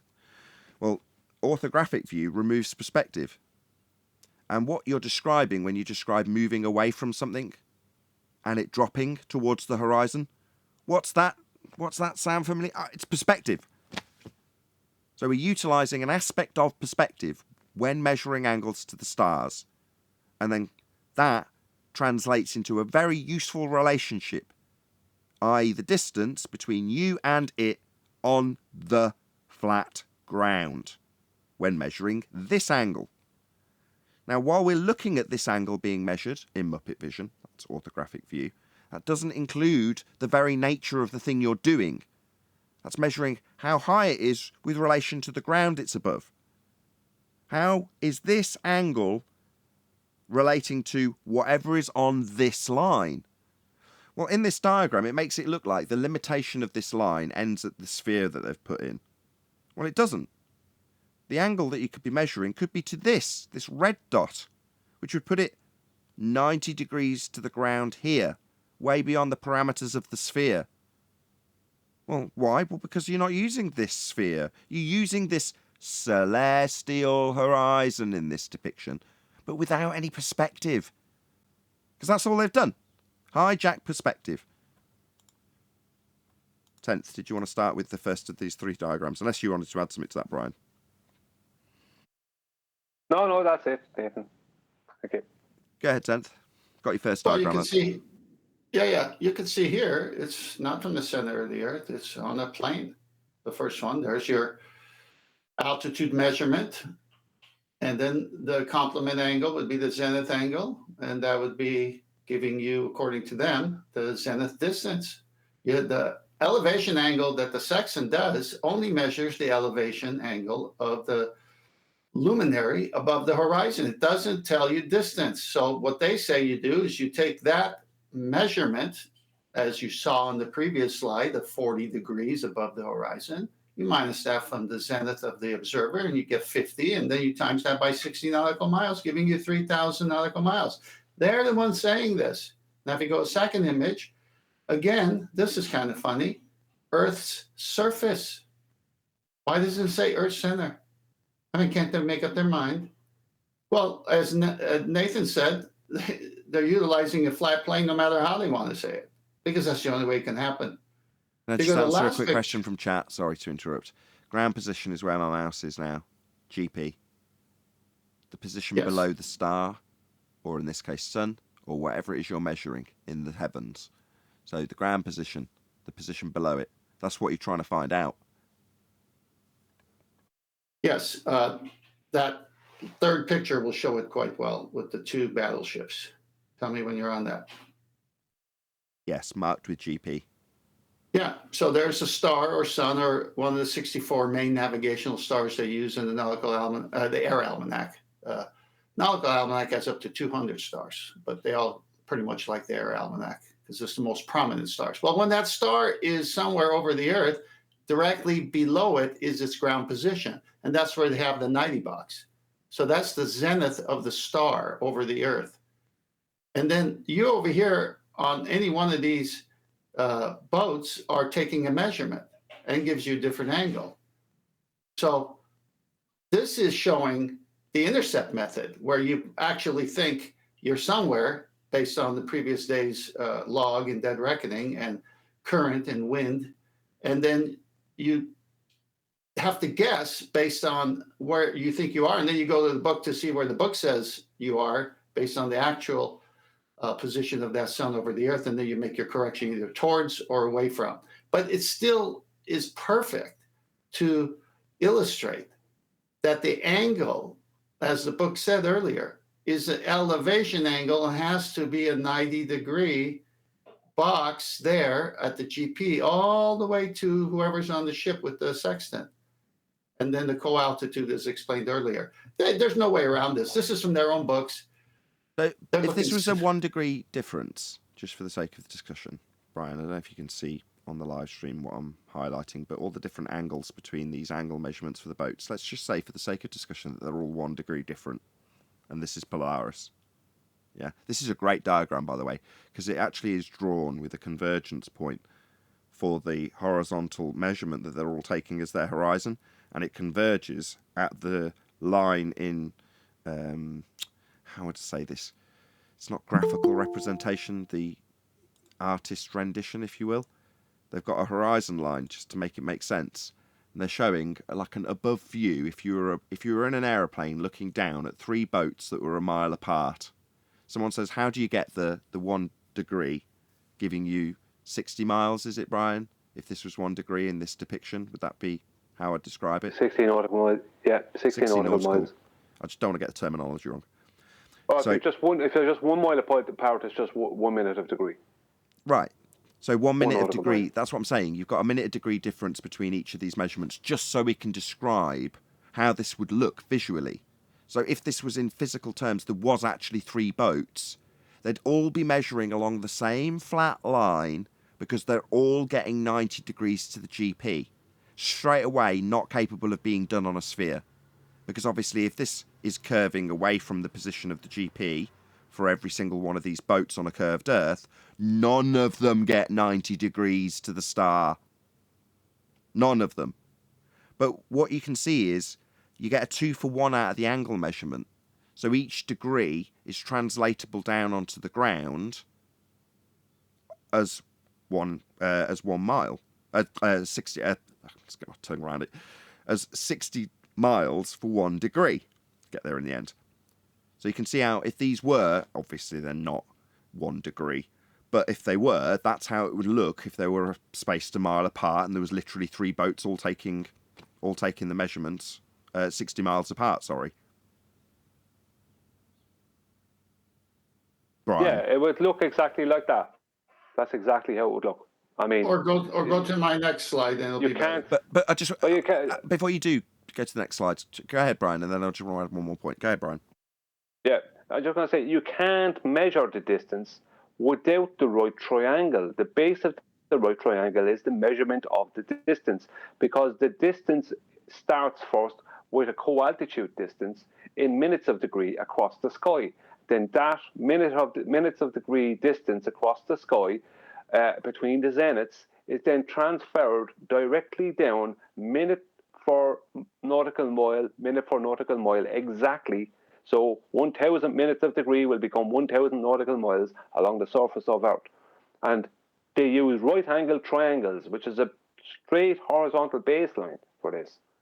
So all the nautical miles are measurement along the horizontal baseline of a right-angled triangle. There's no way out of that. So this necessity is obviously for all of them to have 90 at the GP of the star. So hopefully that's made it clear in terms of the 2 for 1 you get out of the angle measurement. Yeah, it directly relates to the distance when you take the angle. That's why you're taking it. And it works. You're getting the correct distance to the position on the ground below the star that you're measuring with an angle relationship that's proportional to the perspective that you get when you back away from something. Now, where it breaks down in terms of an assertion of physicality, i.e. as you back away from it, it gets lower to the horizon because you're getting further away from something physically. That breaks down when you go up in altitude. It still works in the exact same way, which tells us that the majesty of the heavens is way beyond our understanding. But in terms of the angular relationship with 90 degree to the star, because what Brian's just described with a co-altitude, the thing you minus off 90, what you have if you take the first boat A is a square box. 90 degree here, 90 degree here, 90 degree here, and 90 degree here in the air where there isn't any line to be drawn.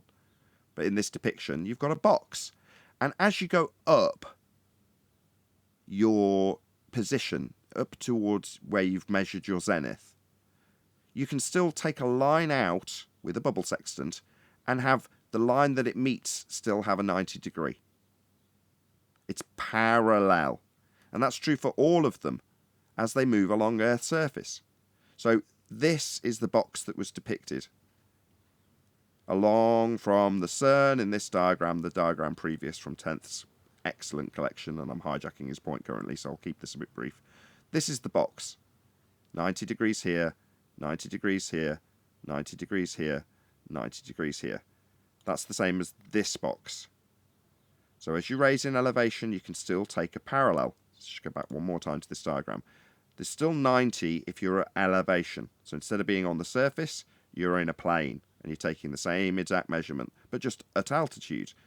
Because it's parallel, you've still got 90. I'd like to point something out too. No, you can after 10th. This is his. Me and Brian have completely tied up these great diagrams that are tenths. Go ahead, 10th. You're on mute, in case you don't know.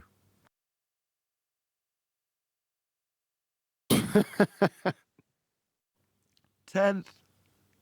He's got a ZZ Top beard. I'm coming. Go to the next slide, please, Nathan. I The can't one keep with up with you. intercept at the top. Yes, this is the same picture above, but from a side angle of it, as you can see here. You're going to have a 90, you're going to have the GP, and you're going to have that distance, and you can see it's a right angle for your azimuth to the star on the Earth where the GP is as well. I've shown that before. So the azimuth angle to it is a right angle. It's the right angle triangle to even get it. And then the height calculated, HC, versus the height observed. You make the correction because you were guessing where you were at by previous day's dead reckoning. And you say, oh, I should be here based on what my sextant is telling me. And I thought I was over here, so I'll make the correction. Go to the next slide, and it will describe exactly what you were trying to do, and I'll give it to you there. Okay. Well, this is what you were saying, the box, right? Yes. Yeah, so take over. This way you'll have an easier way of...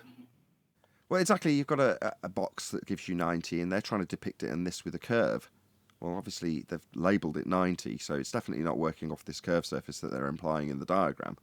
But it doesn't matter how high you go up this line, it's always going to be parallel with 90 degrees. But that requires the surface to be flat, and you to be using planar trig when you're triangulating. When you're acquiring this angle, this must be flat. Was it John that was in the wings waiting to add something? Yeah, about the claim that the stars are physical objects that you can go to. Is that a flat Earth claim, or is that their claim, and now they're trying to turn it on us somehow? That's their claim.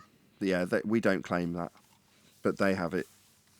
Also a bit of a problem in this argument because they have to project it out, or them out, to infinite distances rather than the heliocentric claim distances.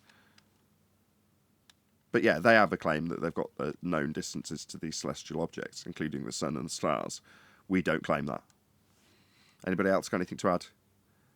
Yeah, one thing. Yeah, how did they get their alleged distances to the stars? Well, they inserted an R value that they derived from a flat plane.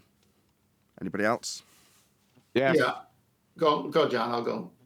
No, I'm just asking. Are you in the after show yet? No, it's still live. Nope. Oh, go ahead. I'll get the after show. Okay. Plug something. Okay.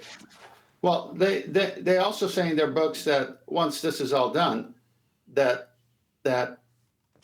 nautical mile is a linear nautical mile. More to come. Yes, there might be some infighting in the after show. So, anybody got anything else? No? If you are watching this on either Nathan Oakley 1980 or Nathan Oakley Premiering streams, stay tuned, as there will be an after show to follow. Unfortunately, if you are watching this live, this is where we bid you farewell. So, a huge, massive, enormous thank you to all of you who smashed the super chat, liked, commented, shared, subscribed, hit the PayPal link, and all that good stuff. Of course, a massive thank you to today's Discord and G Plus panels for making today's live show possible. Once again, stay tuned if you're watching on either Premiering stream. I've been Nathan Oakley, and I will see you all in the next video.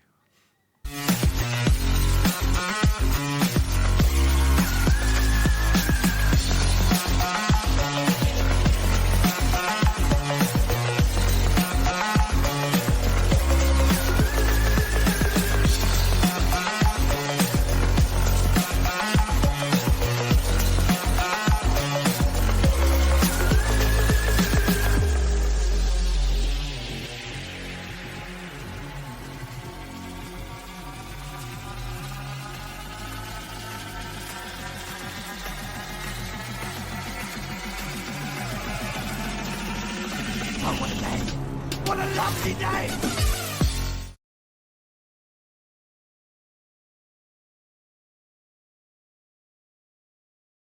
For Benitez now. Yeah, and I said nah because Rafa Benitez keeps losing, but Nathan's winning. Adam, he needs a pair of spectacles because he looks like he's earned his professorship. It's very distinguished, isn't it? Hey, Sleepy Mario, good to So, have you. I've just come in to listen to the infighting. Well, I've been keeping up with the messages in Skype, and yeah, there's something going to come to a head at some point. I've got my popcorn. Who's in the blue corner? Come on, give me the basic facts. Hey, wait a second. He's taking my. I come in. Who am I? What am I? Chopped meat? Nobody said anything about anything. That's very assumptive and telling. Go ahead, QE. What was your objection again? Yeah, I just said, well, Sleeping Warrior, come in. Hello, Anthony. How's it going? It's cordial, but I thought I said something before we left the main show, like, oh, I'll deal with it in the after show, and then poof, right past it. I completely forgot. I will apologise. I have to get my bearings after the live show's ended. You know, you relax, you chair, remember what happened in the live show, or what you promised somebody said they would do. Feel free.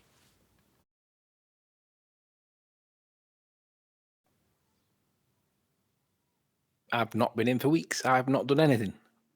Some people are so touchy. Yes, they are. If it makes you happy, can you post the 2 questions from Henry Callahan? Or I think it's Harry. Hey, Harry. Harry Callahan. Was that the thing that made it onto the live show? Yes. Put it in Ball Busters. Just 2 questions. Yeah, just 2 questions. Got it.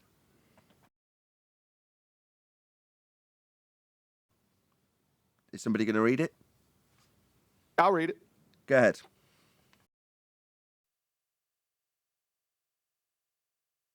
Said it nicely, so I will go ahead and answer them. I won't take the whole show because there's other people going to answer. I'll let other people jump in, but I'll go ahead and take the first one. If we are using diagram showed in presentation at 4728, that diagram is the elevation. I put the elevation angle diagram. Can you pop that up, Nathan, please? Elevation angle diagram? Yeah. It's the one with... later on in the stream. And Ball Busters, yeah. I put it in Ball Busters, right? I put number 1. Give me a second, because I'm in Masterpiece. Somebody's reposted it, so I'll just go to Ball Busters and bring up your presentation. Starting with his text, and then, okay, we're back on track. Like it never happened. Okay, the diagram showed in presentation at 4728 is just the angle of elevation triangle that I put up on the show? Yes. So just leave that up there. I'll go ahead and read the rest of the question. How about that? So to start over, if we are using diagram showed in the presentation, that's the elevation angle diagram. Let me just stop right there. We are, there's no if. So elevation angles are gotten just like that diagram depicts. So there's no if, as long as we get that clear. How so we are not using any of the formulas showed below to obtain distant x? According to that diagram, it should be x equal y over tangent theta, but instead we are using a linear relationship between the angle and distance to celestial navigation. That doesn't make sense. Something that we are not using with triangles. All right. Number 1, like I said, we are definitely using that diagram is depicting how you get elevation angles. Number 1. We aren't using elevation angles to determine distance. That's step 2. You're not trying to solve that triangle for the sides because you're not given any sides just yet. All you're given is an angle. Actually, you have 2 angles once you got that angle because the elevation angle plus the 90-degree angle. So, in other words, this is more or less an incoherent red herring fallacy. Maybe not incoherent, but this is a red herring fallacy away from elevation angles because we are definitely using that triangle to get an elevation angle, or it's depicting how you get an elevation angle. How about that? Anybody else want to comment on that? No, this is very good because we've currently got fundamentalist religious ball-believing anti-flat earth zealots denying that this is a triangle. I kid you not. They're even going one step further than that and saying that the stars have nothing to do with the shape of the Earth now. Okay, no, that's not. Yeah, what go ahead, does that John. have to do with the question? I'd like Second to point. comment. Yeah, hold on. Let's just No, keep I- on track. Let's just keep on track. But So he we're said comment. second point. Go ahead, Tenth, if you've got a point on this particular point Yeah, we're actually discussing. It's on Master B. I posted it already this morning. I'm reposting it. I'm going to read it. It's exactly what John is saying. In practice, the zenith distance is not measured, but it's a complement. The altitude angle is measured. You can read the rest. Yes. Okay, that's that. Yeah, exactly. So number 2, I'll let you guys feed a little bit on this. This is very interesting, and it shows he's technically correct. However, it shows, I don't know, like a willful ignorance or something. You'll see what I mean when I read it. Can you put the diagram up about the second diagram, Nathan, as I read this? With the ship and the altitude angle and the horizon with the dotted line. Yeah, bringing the horizon down. Yes. Yeah. So Okay. His second question, number 2. If the dip correction is taking the line described as horizon and taking it right to the surface of the water, then this should make the corrected angle bigger than originally measured angle, as you are lower and you have to be pointing slightly more upwards to the same position of the star now. The bigger your observer's height is, the closer to the object measured or observed you are, and the smaller the measured angle is. So to correct it to what it would be measured from water level, you have to add some correction to it, making it bigger. But according to the Nautical Almanac, we are subtracting correction from the angle measured. We are doing it the opposite way to what is obvious from the diagram at such and such time. End of question. So, No, go ahead.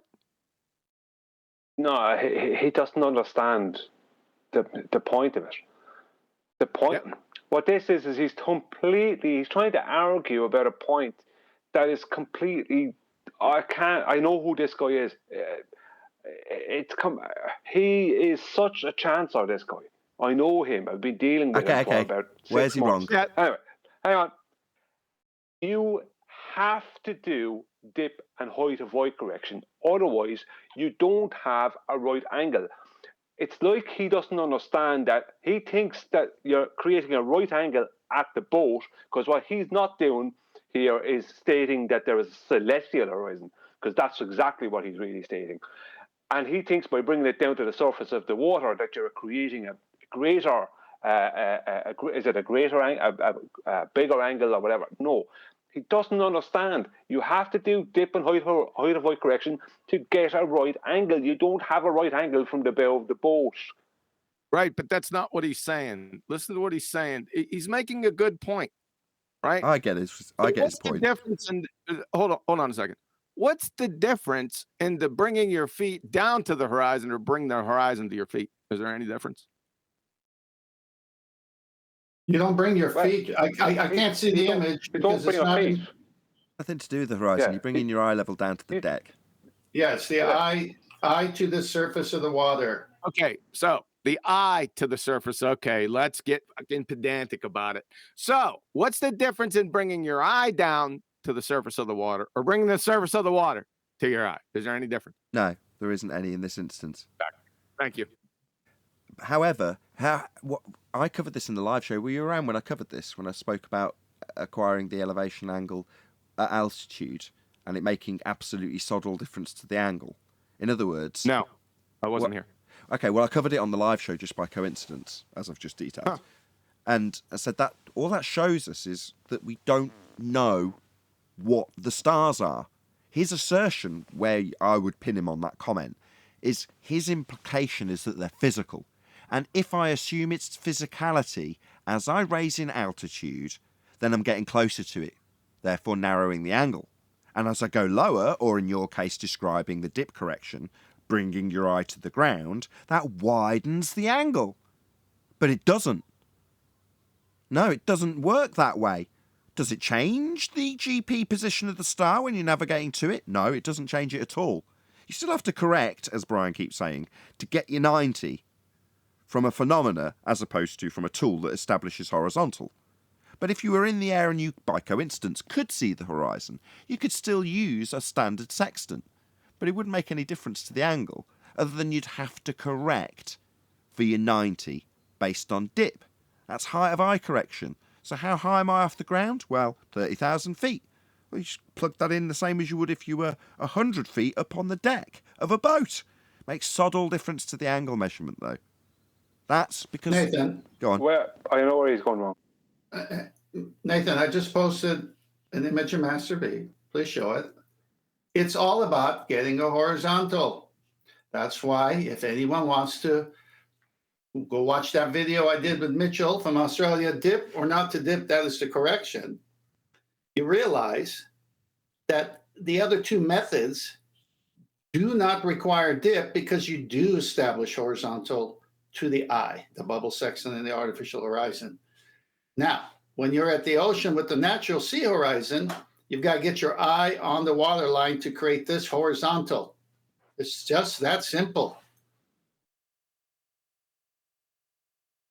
No, there's a bigger problem. I'll have to show it in a minute with a visualization. What he doesn't understand is that your initial angle, right, doesn't have a horizontal. It has a down and an up. The dip is down to the horizon and the up is up to the star. So when you correct it, you are tightening the angle. He doesn't understand that part. You're tightening the angle when you correct it. I'll visualize it in a second. Hang on. Yeah, you can show how that's altering it, but what I'm saying is once you've established horizontal, the angle measurement doesn't change or alter as you raise or lower in altitude. There's no correction to be made if you're at 30,000 feet using a bubble sextant. You could still use dip correction if you were using the natural horizon, because you'd induce the same error based on your altitude.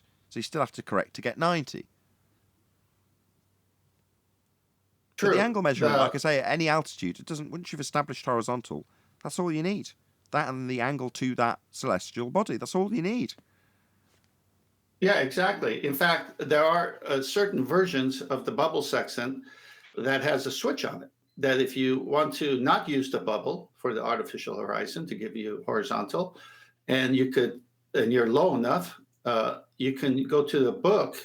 And it says if you're 10,000 feet, this is your dip correction. If you're 15,000 feet, this is your dip correction. You're using the actual horizon.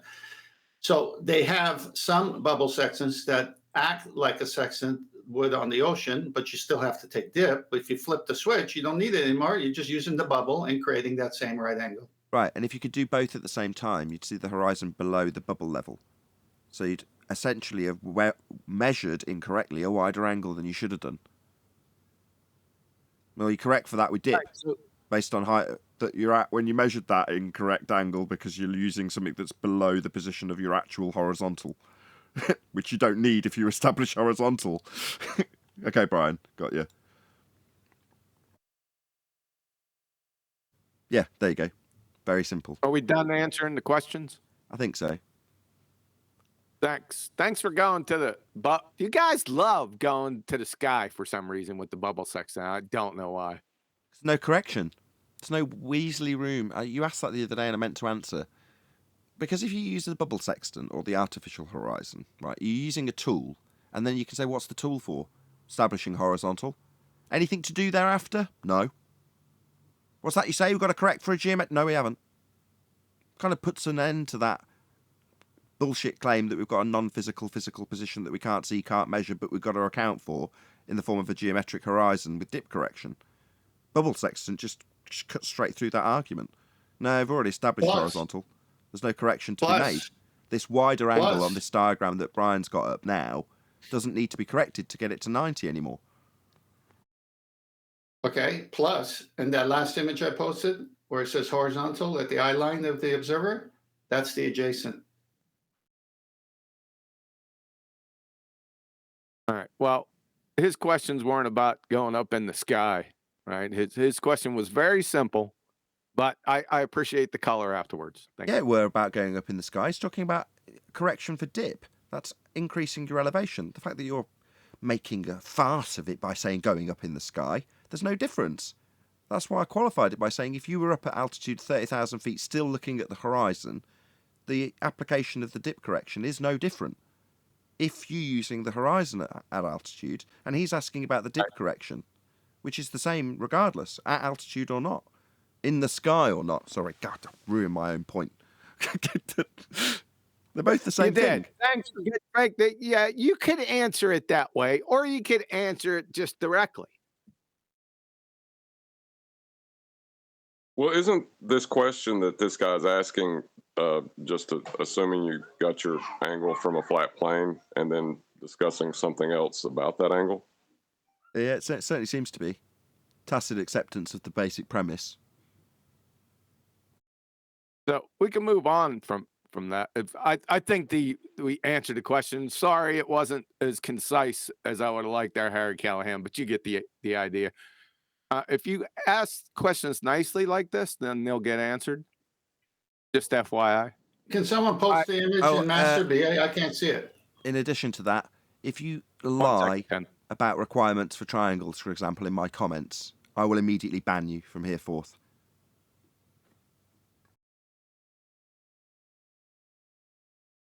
So will I go through with this diagram or what? Yeah, I had it up the whole time. I've only just taken it off. It makes you happy. Yeah, I just didn't know because I didn't know if you were going to finish with the whole thing or not. Yeah, we're finished. It's done.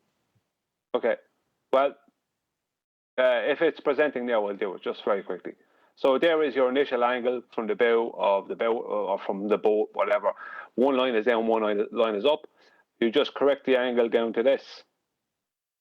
That's all you do.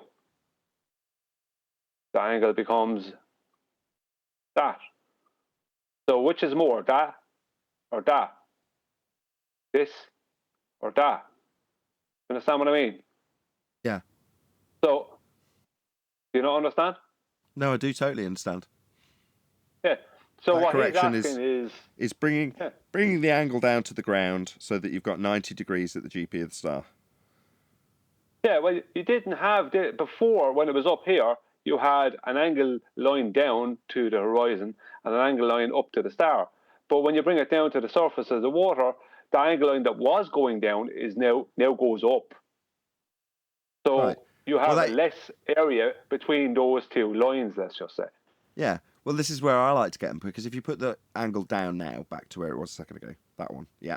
They like to say that that is aligned to the geometric horizon, obviously curving away from you with this straight line. That's what they imply as a tangent. But what are they going to do with it with dip correction, Brian, again? Us and them. What do they do with it, you say? They bring it back up here. And they make it flat, don't they? Yeah. That's the trimmed out clip. That I'll play it again as QE's sung terribly. If it makes you happy. If that makes you happy.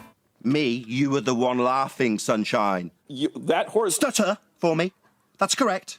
You're making it horizontal. That would be flat. Okay. Yes, so you've corrected your dip, that you think is a sphere dip correction, to be flat then. See, this is the point you get... Sorry, so that would be a yes. You've corrected it flat. We've had to make it flat. That's right, we've had to make it flat. How do you acquire an elevation angle from a curved adjacent? Can you answer that, please? You just said it. It doesn't give you 90 degrees. That's why we have a dip correction. Correcting it flat. Exactly. It's exactly what? Correcting it flat.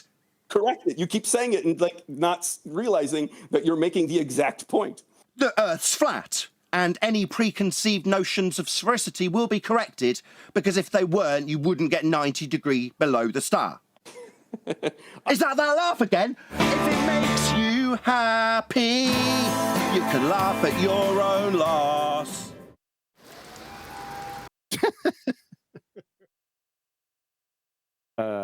That's too funny. Hey, Brian, could you put Brian's drawing back up? Or Brian, you still there? Yes, QE. The true masterpiece. Yeah, Second. It's a true masterpiece.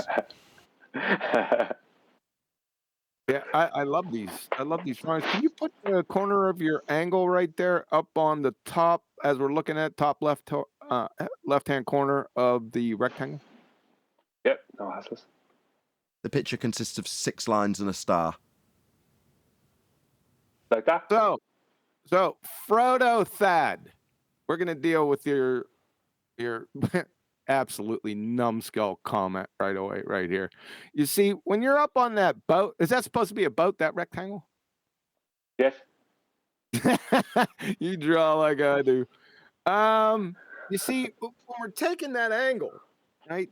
That line coming down to the blue line, that's a straight line. However, it's not level or flat. So with the dip correction, we bring that down, or you can think of it the other way. I like thinking opposite also.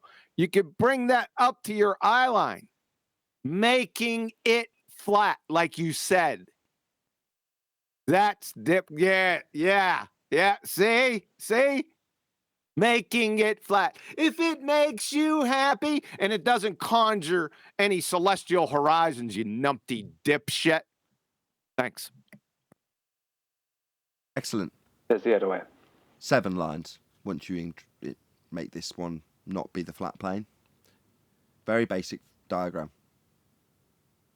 But all these points and things that they're bringing up are like after you've accepted you can acquire an angle from the surface of Earth. That's true. Thanks, John. Hold on. Why are you adding a sail? I was going to say that. Where's the sail? That's the wheelhouse. Sorry, why are you adding a wheelhouse? It's a trawler. Is this going to help? Is this dumbing it down for our lesser? Well, well, Kiwi just pointed out that it wasn't very descriptive, so I said that might help it. We have shared this for almost 2 years now. Yeah. This thing that Brian is showing to nausea. They are turning a blind eye. We're using their own books. It's obvious you have to establish a horizontal, whether that's at your eye line without dip because you're using a bubble to do it with, or if you're at the natural sea horizon, you do dip to establish the same. Aren't they doing the same thing when they take us to the center of a presupposed globe that doesn't exist? They're doing it. Now, when it comes to man up and say, yeah, you need the right angle, no. Well, the minute they talk about angles, they're conceding the point. The minute, boom. Precisely. It's all supplementary points after you've taken your angle from a flat plane. Yeah. Which is fine. We can discuss them. That moves the conversation forward, I guess. But the debate's over the minute you accept that. Yeah, because even if they say this works on a globe model, well, that model came from flat Earth angles. So that's nice. That the globe that was derived from the flat plane angle measurements works. How nice for you. What's that you say? You now want me to reify that into the world I'm standing on? Oh, how absurd. Your model that you've used to describe something and how beautiful it is isn't the world we're standing on. That model came from angle measurements taken from the ground we're standing on, and that's flat. So nice that it works, but it came from a flat Earth. Also, another way, just since we're piling on, the dip measurement is always subtractive. It's in a table in the Nautical Almanac. Okay, subtractive. So if it's subtractive, that means that if you're on the deck of a ship, you got to subtract the height where your eye is to where the water line is. So why am I doing that? Oh, wait a minute. If you just need a horizontal without dip correction, then what is dip correction giving you? And it gives you the same results. Another horizontal. How could that work if it's going over to a geometric horizon over a curve? It can't. Yep. And Brian, I know you didn't draw that star that had to come with the program. It's too symmetrical. I absolutely did not draw that. Told you. But technically you did. You drew it with use of this program, but yeah. Yep, that's it for me. Thanks. I just wanted, it was on topic, and I wanted to, because he asked nicely. Still no good show. Uncut stencil. Good show on whatever you call your live shows in the week. QE Live. Good show yesterday. I enjoyed it. I felt compelled to join, in case you couldn't tell. No, yeah, I like it because I know why you're coming in. I still maintain these people are liars, as much as you want me to assess it with Hamlin's razor. I have. What about That's when they okay. lie about other things in physics? Say again? I said, what about when they lie about other things? Because I had like a picture of like a particle, a molecule, a proton, a neutron, an electron, a particle. God. And I Oh, lined there them you up go. next to each other for you, QE. Go ahead, Can you Dimok. tell them apart? Fuck QE, just off. let him. Show the Pete. Why is this immediately descended into chaos? Because Can I he's a just numpty hear dipshit. his claim once. Go ahead, Dimok. Go ahead. I was saying I got like a dot on a piece of paper. One's a particle, one's a molecule, one's a proton, one's an electron, one's a nucleus, one's an atom, right? And there's still more stuff to go, right? Dark matter, boson. There's like all these things, and they're all a black dot on a paper. False Which one's equivalence which? fallacy. Which one's which? Can you point them out and Dark show me? matter is false equivalence fallacy. We already know that there's Oh, what molecules I and asked you atoms. is, can you show us? Stop Just talking. stop over Can you talking show me, us? you numpty Can you dipshit. fucking show us them next to each other, stupid? I'll tell Hey, you hold what, I'm gonna on. fucking show you It's something. trying to give you a Fucking response, talking right? over me, you idiotic fuck. Dimmock. I think Idiot. we've. Hold All on. right. Hi, everyone, hold on. You're a fucking idiotic bitch without proof. Oh, God, can you calm down just for a second, Dimmock? I think we've heard the full entirety of your claim. Have we not? Yes. Okay. So, QE's trying to lay out part of your claim, Well, tell them which to lay has it an out without saying names. I just need you're talking demonstration. through me now. I just What's fucking wrong? read I'm that being book. really calm with you. What's wrong? Well, I'm being calm with him. I'm the one talking. You're talking straight through me. Yeah, I know. Try He was again. talking right before you. Yeah, and he's going to say some dumb shit, so tell him not to. So don't poison the well. He hasn't said it yet. You haven't let him. That's my Oh, point. yes, he has. I heard him before you started talking. I heard him. Okay, go on then. What did he say? He said, dumb numpty dipshit something. He's the numpty dipshit bitch. So That's tell not him what he not to say said. that. Tell him That's to not answer what he the fucking said. question. No, he or said give me you're a using an demonstration. equivocation fallacy. Am I going to have I to need a remove you? demonstration. You're becoming one of those intolerable ballers that will not have a reasonable discussion. So he's not said some numpty dipshit stuff, as you said. What he actually said was it's an equivocation fallacy. But like all ballers, once you've laid out your claim, you don't want any response to ever be heard. And you think that by talking constantly, you're winning. It's pathetic. Well, I think by you putting out a demonstration and you stop talking and you demonstrate something, then I could win. You seem to be If you hearing demonstrate I'm voices. wrong. Yeah, it's not You listening seem If to you to be me. hearing demonstrate I'm voices wrong that with aren't there. demonstration, now You'll have to Arwen's shut talking, up long nobody was enough. talking to You Arwen. can't. You're triggered. You're not shutting up long enough for anybody to get through anything. We've listened to you. I've even shut people up around you to ensure you've got to the end of your claim. But now Have you're you shown a refusing to, demonstration? anything that challenges it. You're refusing Have you to shown listen. anything? Like now, audience, I can only speak to you because he's not listening to me. Yeah, clearly he just wants to chant straight through the middle of anything that's being said. In this case, we're detailing how we're not going to get to communicate with this guy. Like in the pre-show when I said I achieved nothing with the guy that just constantly chanted through me. No opportunity to give any response. And what we're left with, this is why he thinks he's winning, is his claim on the table, no response ever coming his way. At which point, I have to use the mute button to shut down his line so we can calmly discuss the response to his actual claim, without him constantly interrupting, which he wants to do. Now, I haven't had to mute him. Somebody in the server has taken the opportunity to server mute him without me having to do it. So while I'm discussing muting, normally I do that as a threat and it's enough for the person listening to shut up. But somebody has took it upon themselves in Discord, rather than listening to my idle threat of muting him, to actually mute him because they can't hear a word that's being said. And we're getting further and further away from the equivocation fallacy QE just wanted to respond to and never got a chance. Okay, hopefully Nathan, QE this hasn't guy, buggered off.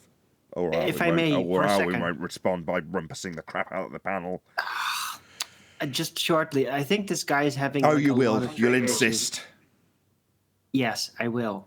He has a lot of trigger issues. I think he's hearing voices. So this guy is experiencing mental problems at the moment. So he's gonna have a lot of trouble listening, and a lot of impulsive focusing. DMOC is a flat earther. He just questions. Yeah, DMOC is a flat earther. He just. You're getting further away from the point. Nathan just spent I don't know how much time setting it back up, getting it on track. No one cares. That's right. Come on. Yeah. Let's discuss can I him ask and his position. He's made this claim with the use of atoms and then dark matter, right? Yes, it's a false equivalence fallacy. That's what I was trying to say before he had diarrhea of the mouth. He's saying, You why have can't we diarrhea of the brain without demonstration. Can you demonstrate a particle and a molecule to us, and then like a grain of sand, and tell us the difference? I've done it so many times on these shows. Stupid I'm not shit. doing it again. So you demonstrated these to us? Yeah, I did. The different ones? Yes. Can I see one? Can I see one of them? Yeah, go back to the shows about 3 years ago. Is it I'm gonna not be a doing it anymore. cartoon? Go to Is it? Please don't tell me it's going to be a cartoon. Yeah. Is it going to be So like a just cartoon overtalk globe? me, right? Continue to overtalk me. Guy, Correct? you're being unreasonable. I don't get it. We're not hearing a single word. Now you're talking through me. Now, last time this happened, somebody had to mute you I in never the server. finished my fucking You're doing sentence. it right now.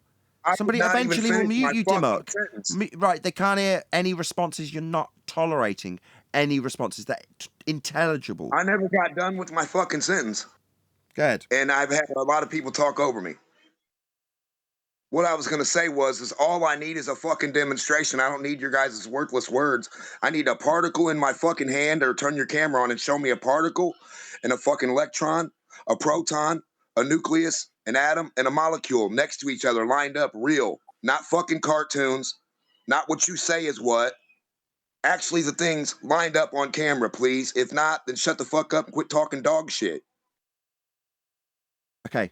To receive evidence that cannot be Owen! Second time in a row. Okay. We already heard all that.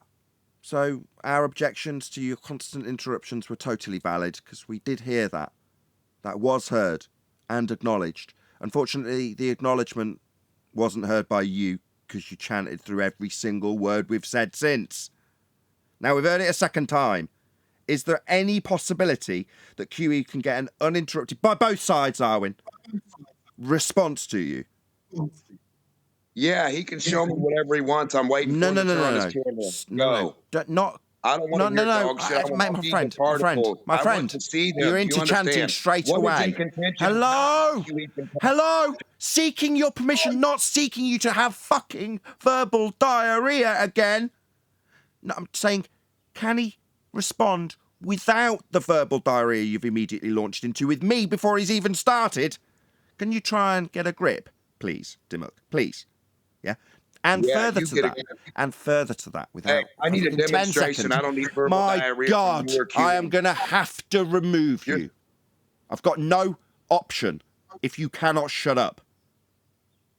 Do not lay out the conditions that he's got to respond to you with. He's just going to respond, hopefully without incessant and constant interruption from you, making it intelligible. Okay? Huey, go ahead. Making it unintelligible. Number one, he added dark matter and dark energy. I don't know if the energy was, I couldn't hear through it. That's a false equivalence fallacy. That's just made up by pseudoscientists. And to your question, you want to see atoms, molecules, those and such? Go back 3 years ago and go find it on these shows. I'm not doing it again. Or go put your tent over at Pete and Pete's. That's my answer. So you want me to find your leprechaun molecule for you? Yeah. Hold on. Where can he find it? Verbal diarrhea. Where can he find it? He's the one that believes in it, motherfucker. Oh my God! You have asked for something, Dimmock. I don't care where he finds his Dimmock. Fucking leprechaun. Dimmock, can you stop swearing and chanting? You've asked for something. Well, stop talking over me and let me finish my fucking sentence. My fucking show, wanker. I'll do as I fucking choose, you stupid retard. Don't you fucking understand that I'm in charge? If you are so fucking thick that you think you're going to demand the airwaves constantly, you are wrong, fuckwit. Now, I am telling you in no uncertain terms, right? Not asking whether or not you're going to shut the fuck up. You will. Do you understand? Rhetorical. Now, shut up. He's trying to equivocate pseudoscience with with real sciences. Where can he find this information that you're directing him to, please, QE? I don't know the number of your shows. I'd have to go back, and I'm too busy to. So We've covered it, Nathan, a number of times with regards to light and in terms of chemistry being a model, etc., and the feasibility of seeing these things, what seeing it actually means when it's not seeable in that sense. It's unreasonable. It's an unreasonable request because light doesn't. Arwin, for the love of Jesus Christ, can you not hear Adam in the middle of something? Can you not hear that? So I'd go back. I certainly covered it on early ball busters, and we've also covered it on flat Earth debates. I'd struggle the same, but just to support John, yeah, we've addressed that point a number of times. That doesn't help my audience. Go ahead, Arwin. I'm sorry, do I have to say it a third time? It's an unreasonable request because the way light functions, to assume that you can just use the optical spectrum, which is light, and its interaction and reflection on matter, eventually finding its way to your eye, to expect to be able to see things to that lowest scale is just unreasonable because it doesn't work like that anymore on that scale. You shouldn't be expecting to be able to see things that small. You can only model it out because you have to use other means. The atomic model is a descriptive model. It's a way of describing the effects that are seen. We can't see those things, but it's a way of describing them. That's what it is. we can't see them with our eyes, but we definitely can see them with other instruments. That's as far as I'm going to go. Hold on, I've got an example of that in the comments, in the info box. So I think it's a double slit experiment. It's got Morgan Freeman. You sent me this link, QE, so you'll know what I'm talking about. And he shows a discrete chunk hitting a sensor, equivalent of like photographic plate, I suppose. So you can see the interaction. That's what he's describing. Now we've got to the calm answer, Dimmock. There's a link in my info box. What I see is electricity reading electricity. So you got an electrical impulse or electrical plate, right? And something electrical hitting it. What's that got to do with the light? So electricity's reading electricity, so electricity can read? Apparently, that's how all your stuff's done. How did you get them out? How did you read them out? What did you read it with? That's just a What did you read the molecule? Hold on. I'm asking how for the you audience's got benefit. the For the molecule audience's reading. benefit, Hold on, we're Nathan. describing a Nathan. discrete chunk, Nathan. a particle. Saying, how did you get Why the the reading? fuck What are lab you instrument? chanting my We're fucking doing name boxing, through this? boxing, You stupid wanker. What the hell is this guy's malfunction? He's asking to see a discrete chunk, right? There's an entire field of science dedicated to this. I'm trying to explain that to him and tell him where he can find the information. And he's chanting my fucking name through the top of it. Someone in Discord has had to mute this cunt again. Why is your malfunction? Why are you so triggered by this? Because you chew bags of rocks and your teeth are fucked up and you don't listen. So it's an ad hom rather than me calmly explaining that there's a demonstration of a discrete chunk or particle interacting with something that's equivalent to a photographic plate. Yeah, that's an interaction we can describe. Now, hopefully, having taken that on board, you can respond to it and say that's not satisfactory and we can progress the conversation. Instead, you're talking about me chewing rocks, making you a fucking retard. Look at your teeth, motherfucker. See? We're dealing with retards. Wow. We're talking about the fundamental premises of life. Discrete chunks. That's particles. That's quantum mechanics. And what do we get from the fucktard asking, told that we're chewing rocks? Yeah, get an ad hom personal attack and he'd constantly chanting, this guy doesn't want to know about quantum mechanics. He wants to call me an idiot. Tell Quantum Eraser that he's spouting gibberish. Doesn't want to listen to anything we've got to say. I'm trying to direct you to the answer you're seeking. Now, if you've got an objection, I don't mind discussing it. But why the personal attacks? We're trying to give you what you want. I don't get it.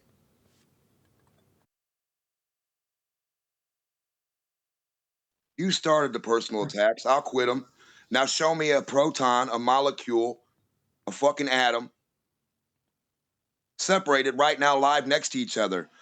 You can't say that you're going to shoot something through a plate or get an electrical reading from electricity and say that's what I'm getting, when electricity is reading the electrical molecule or the electrical proton or the electrical atom from electricity. How are you reading these? Okay. I heard you the first time. I'll respond to that. I didn't respond to it the first time. Fair enough. You had to repeat it. My bad. Well, the plate in this instance is a sensor, but it's equivalent to, i.e. the same as in actual practical effect, as a piece of photographic plate. Yeah?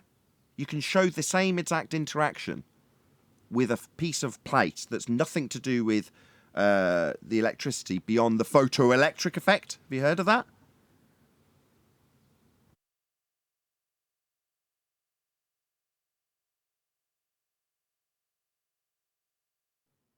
That wasn't rhetorical.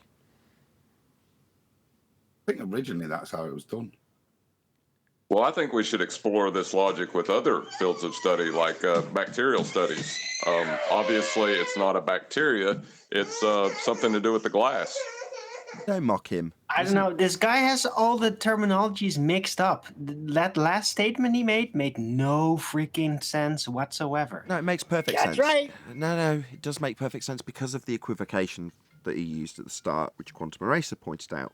He's using things that are described in models or described in descriptions. They're just descriptions of things. Yeah? And those conventions that are used to describe things do get reified.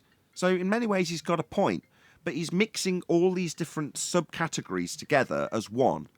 That's where QE steps in and goes, well, no, you've got an equivocation fallacy. You can't just say to me that what dark matter is the equivalent to discrete chunks of... No, it's not. So that's where you've got to start, because he's bundled it all in one. It's a false equivalence fallacy, not an equivocation, by the way. My bad. False equivalence. I'm back to No, it's not, because everything came from that. Like the idea that everything came from one molecule and a particle and an atom that came from that to that to that, and then they get dark matter from that or that from that, and they come from each other, then no, it's not a false equivalation at all. It can't be. It can't be. You are rumpusing him. All matter What are you is the doing same is matter. rumpusing him, Arwin. Thank you so much, Arwin, for rumpusing him. That was a little incoherent. Could we get clarity from, is it DMOC again, on what he just said? Because he's jumping around a little bit. You're not getting to hear him because Arwin's now rumpusing the G Plus hangout.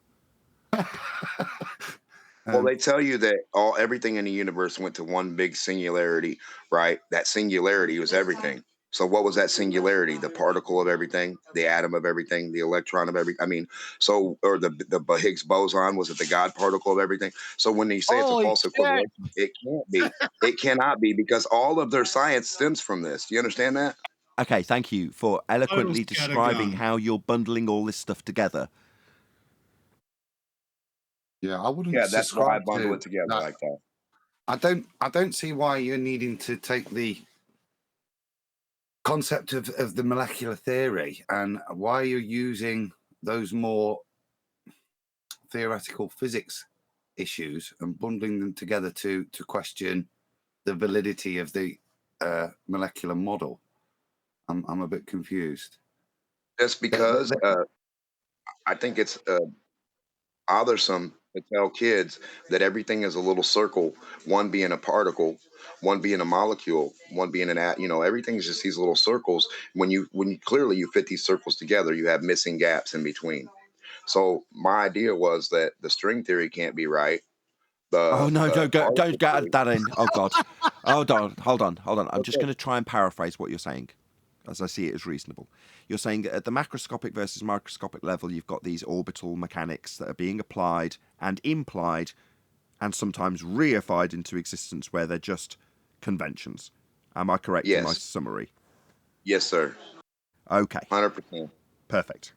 But just let's not go to string theory. Let's not add that shit onto this. Okay. Well, it just reminds me of stacking little quarters together, you understand? And you have a hole in between each one.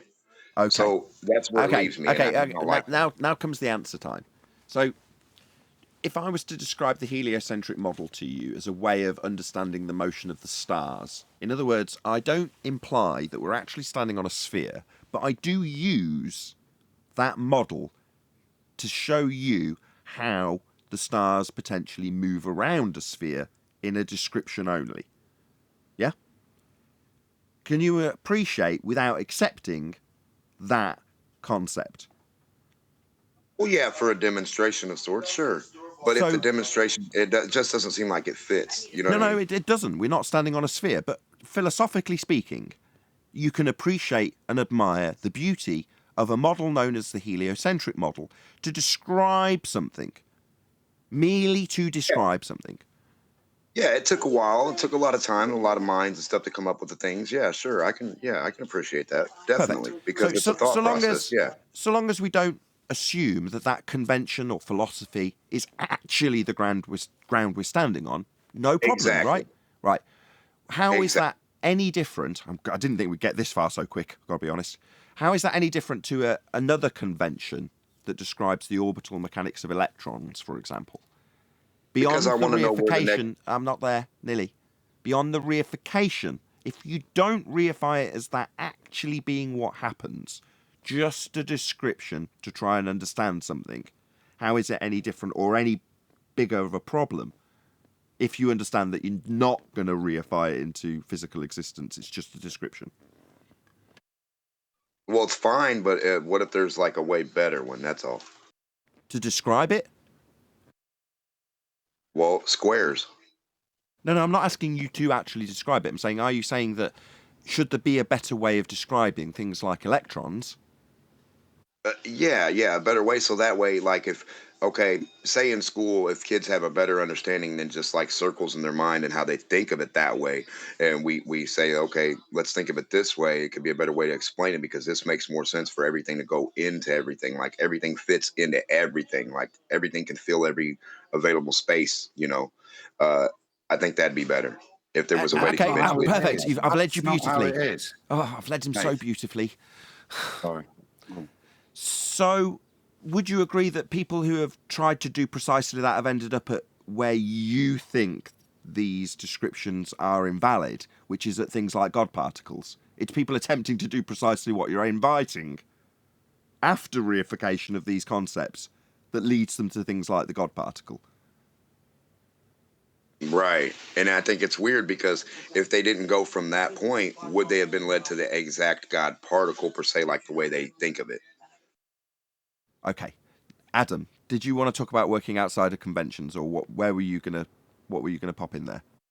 No, I think your understanding seems incorrect as well. You're talking about orbits, like that's how we describe the behavior of electrons at a very primary school level at GCSE. It would be described like that, but even at that stage, it comes with the premise this is incorrect, but a very simple way of understanding it at this level. These are all, I said, chemistry is presented as a convention, as it says, I say at GCSE, then they step up and say, well, here's a bit more knowledge that we've gained through this. So they don't go in little circles, they go in figure eights and all sorts of different orbital shapes. None of them actually doing that, none of them actually being there, recognizing that that's not the case, but understanding it's within the convention, it enables us to work with the things and develop knowledge about how things interact, predict it, and the convention and the thing allows us to make predictions that do seem to work in chemistry. But at no point do I actually think there's little electrons whizzing round like planets, or even in, I say, 8 figure of 8 shaped orbitals, whatever. That's not the purpose. They're just mathematical descriptions from data that they've gathered. As long as you don't reify it, it's very useful. But if, I think, as Nathan alluded to there, and as you were alluding to, as soon as you start to reify it like that, and then you apply it to, I said, theoretical physics, astronomy and the likes, then that convention, how it conflicts with that, just as you were saying, this point of infinity where all matter compresses into nothing, it certainly doesn't make sense. But that's them complicating it with their religion. isn't it? It has to come from a Big Right. Bang, and there's a contradiction between the model that works and how it would fit in with their religious beliefs. Exactly. That's the main thing right there. I just wish there was like a better, like, where do we go for, like, I don't know. I understand there's certain people in labs, but they're like usually lobbied people, people that like, set with the thing, like a set bias. Like it might sound weird, but most of them usually have a set bias to what they're going to study or try to accomplish in this lab already before they even get the guy in there. Okay, And I that's don't great. even like that. But now the ultimate question: why is it that you've come in all triggered and assumed that QE in this instance, I believe, is working outside of these conventions? Because that's what you charged him with. Oh, because just when I bring it up, they always like try to kind of hand wave it a little bit. It's like they don't want to talk about it. Well, to their defence, I was around 3 years ago when this was being covered constantly. And we've just had a little mini covering of it right now. And you're now nice and calm, I notice. Now we've gone through it, right? Something QE didn't want to do. I don't know why. Maybe he'll tell us. Why what? Why you don't want to do the whole Pete and Pete thing again? No, I'm not doing Pete and Pete. I'm sick of it. I was sick of it back then, and I'm not. I already said a number of times I'm not going through it again. Yeah, but he doesn't know why. That's why he's got triggered. I've never saw Pete and Pete. I mean, to be honest with Go you guys, look I've it never. up. You'll find it on the Quantum Eraser channel. Look, he's calm at the minute, Neil. Don't be telling him what's what. He can do what he likes. I don't want to be influenced by Pete and Pete. I don't watch new weird people. I try to think for myself. Okay, but Pete and Pete are actually we're aligning them with you actually. So we're saying the nonsense notions that they put forward are in line with the questions you're asking, believe it or not. And They might be. Yep. They very well might be. Well, I can't. The whole thing. Because I don't know what they say. The whole thing ended up. The whole thing ended up quite nice. You back third time's a charm. Third time's a charm. Pun incoming. And look, I've got to lay it out so that there's no subtlety. Pun incoming. So it's ending nice. So we're not chewing on rocks if we don't take it for granted, right? For granted? Right. Yes. Granted, good one. The pun king. Yeah, but let's just add a summary to all this. Nathan just. Nathan, I'd rather not get into it. You hand waved my argument without any reason. You said I was making fun of him, and I wasn't. I'd rather not get into it. If you correlate his reflection that's a very shale with point, actual things that are going on in physics. Okay, look, serious interjection coming from Citation Police. Puns over, please, just for a second. All right, let's get to bedrock now. Yes. So his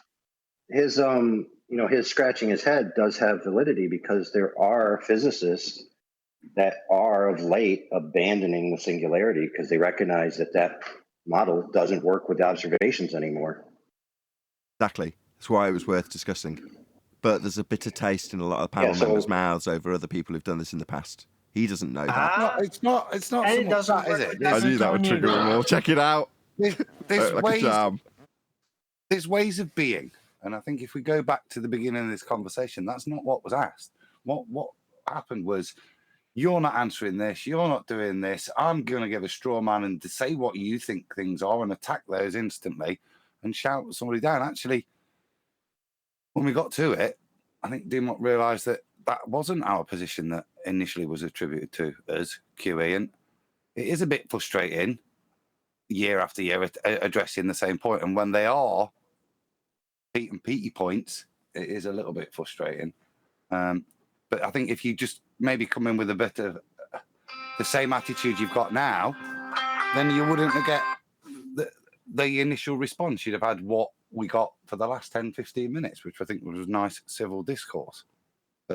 Well, the main thing that led me to that too was because like a lot of things don't add up in physics and chemistry at all. Like really, literally, not even the way they explain air and water. And I know it sounds funny, but I'm literally talking about the H2O thing. And it might sound funny to you guys, but I'm serious 100%. Take your time. Do what? Well, the H2O thing is still part of the description. The thing about this is this, right? Well, right. Because that's how they and the describe, description and the way they describe it as things and the mediums and the way they put it together. Two hydrogen molecule. Right. H2O. That's how they describe it, yeah. The thing about it is that there is an atomic model that's a description, right? And there is a load of theoretical physicists which are just making stuff up. Just take that model, treat it as exactly what it's describing, right? Which is electrons orbiting protons and all this nonsense.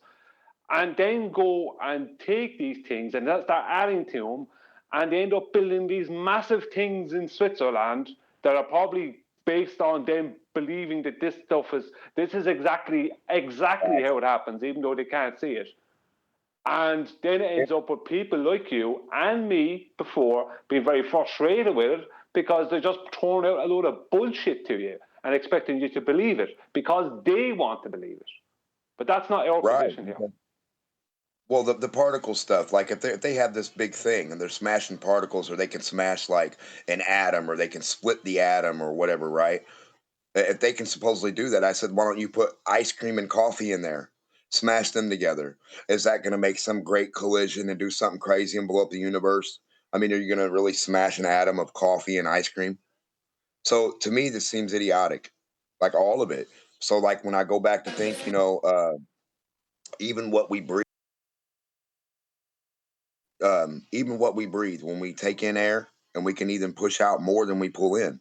So to me, I don't think we're actually taking in the air. We just use it as a pump, literally. And we take the electrical continuity from it and exert that, and we use our circulation. That it should be explained that way, and not exactly the way that they explain it, like air is going. Yeah, we draw oxygen from the air and convert it to our blood. No, you draw electricity.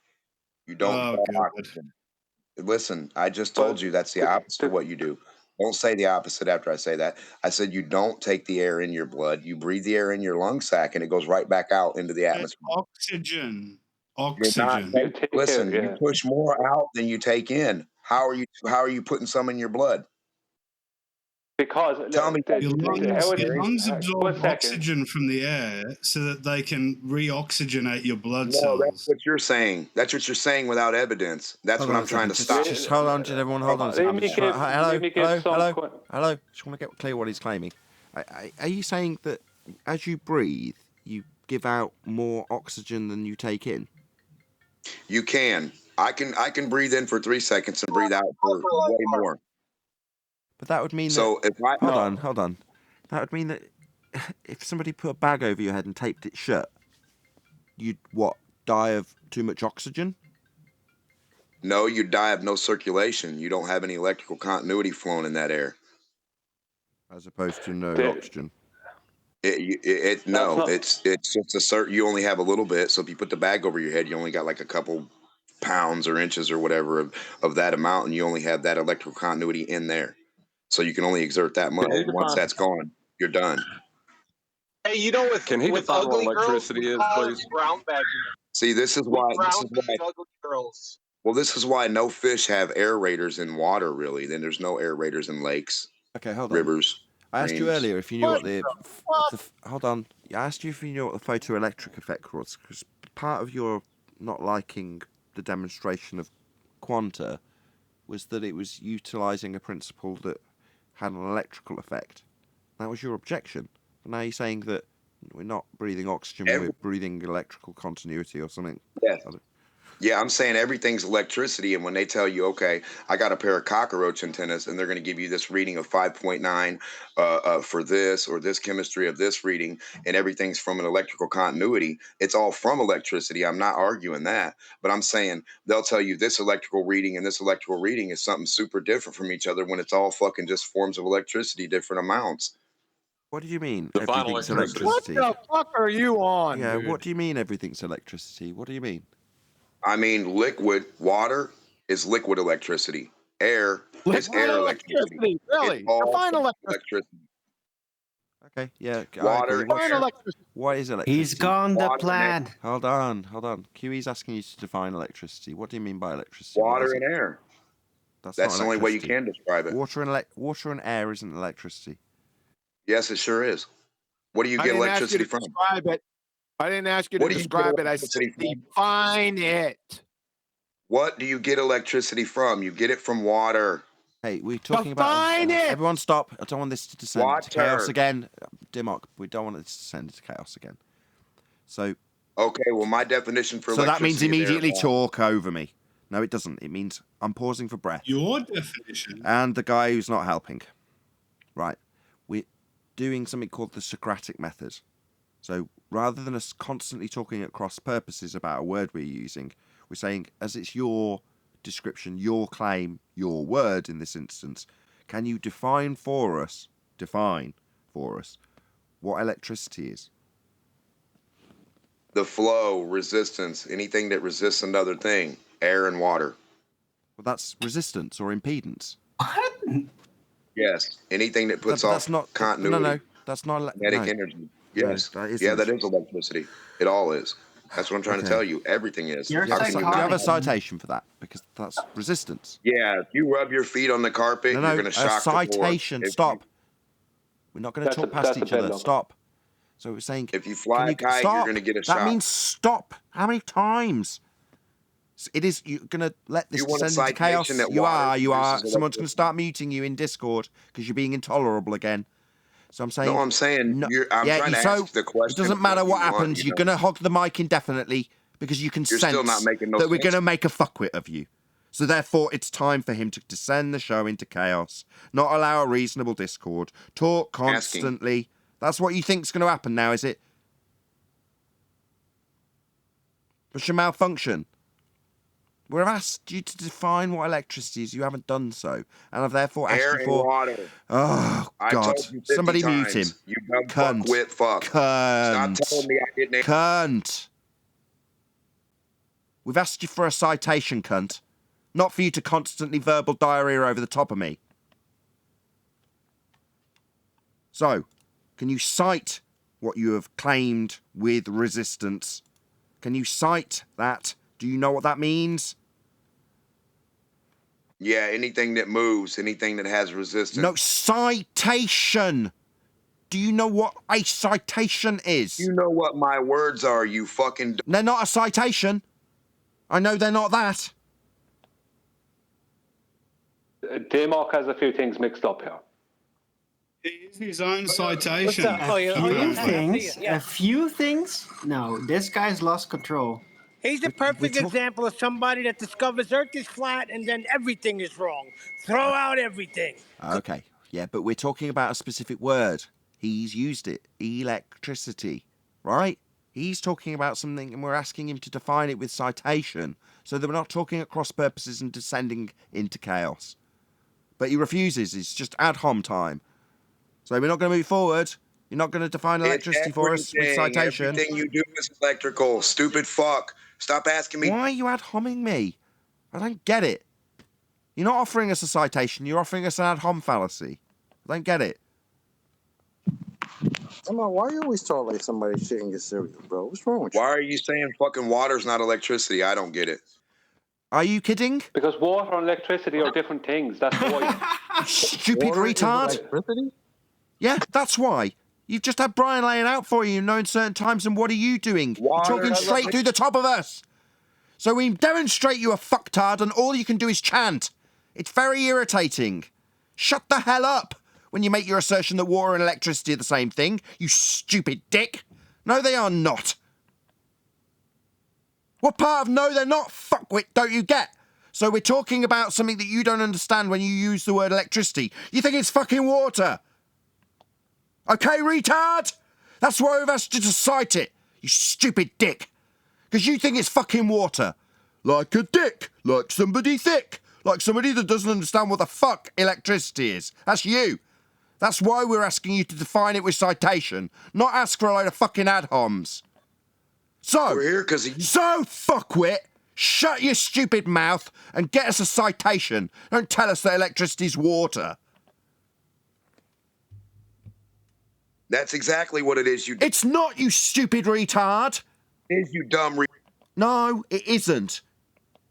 Now, unless you can go and get us a citation that says, quote, electricity is water, Oxford Dictionary. You won't fucking find that, spastic. Do you hear me, spastic? You won't find an entry in the Oxford Dictionary as a citation saying, quote, water is electricity. Electricity from, you dumb fucking whore. Why are you calling me dumb when you're claiming water's electricity? And air. He's psychotic, dude. Because you're the dumbass fucking whore that thinks it's... See? He's calling me a dumbass fucking whore because I'm contesting his claim, without citation, that water is electricity. Now, we are dealing with the thickest people, and we try and dumb it down to the level they can cope with, but before long, the spastics of this world, regardless of if they understand the Earth is flat, will be overloaded with the information we present here. It's just too advanced for you. Okay, fuckwit? You are at the level where you don't understand what citation means. You think when we're asking you to cite your nonsense gibberish, that means you need to repeatedly tell us that water's electricity. Wait, did he just use... So is air, you dumb rock chewing fucking whore. See? Yeah. So water, air, and electricity. Water are fucking electricity, bitch. You stupid fucking cunt. Hold on, Demok. Did you just say that hydroelectric power plants are an example of electricity being produced from water? Yes. Yeah. Would that be the same? So produced from water, making them different things. The water, one thing, produces electricity, a different thing. But you have very specifically laid out that water is electricity, and then called me a bitch for contesting that horse shit.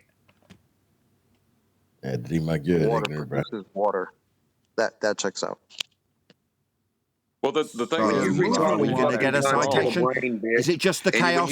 Dimmock, motherfuckers get a brain, bitch. Just the chaos, yeah? Now you've been shown to be a spastic, it's just chaos now. Or you're going to get a citation for what electricity is. Something that you have jabbered complete shite about, claiming I'm breathing it. Yeah? That's shit. Spoken by a nonsense idiot. That's you.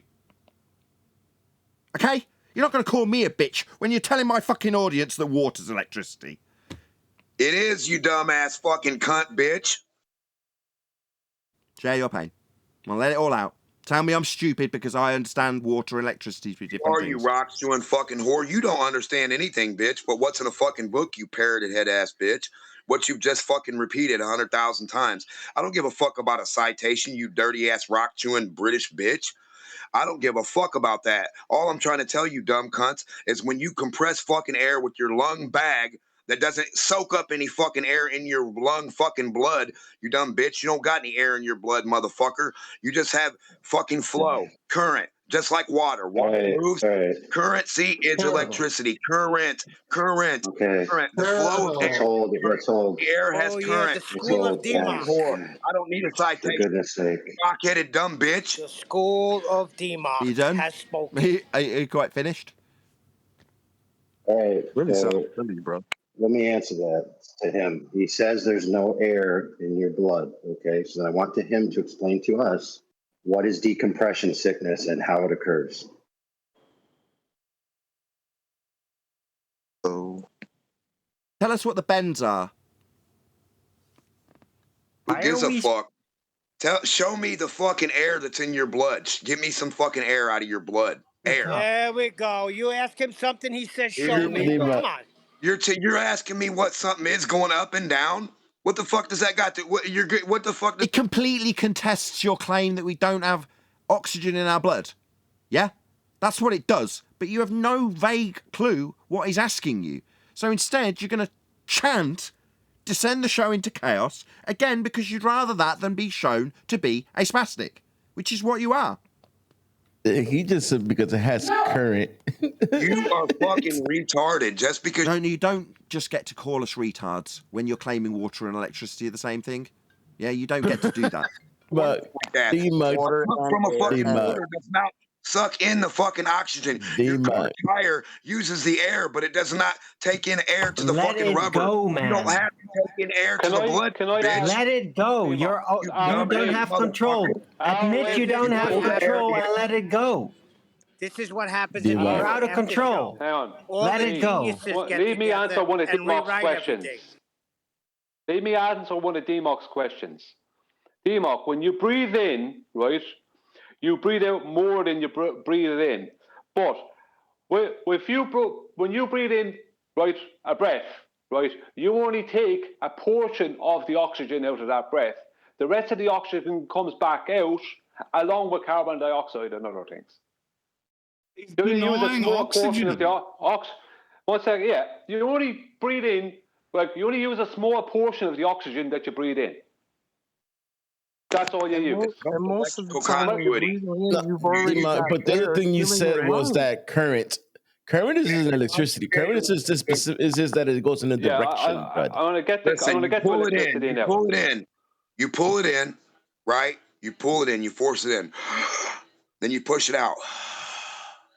That fast.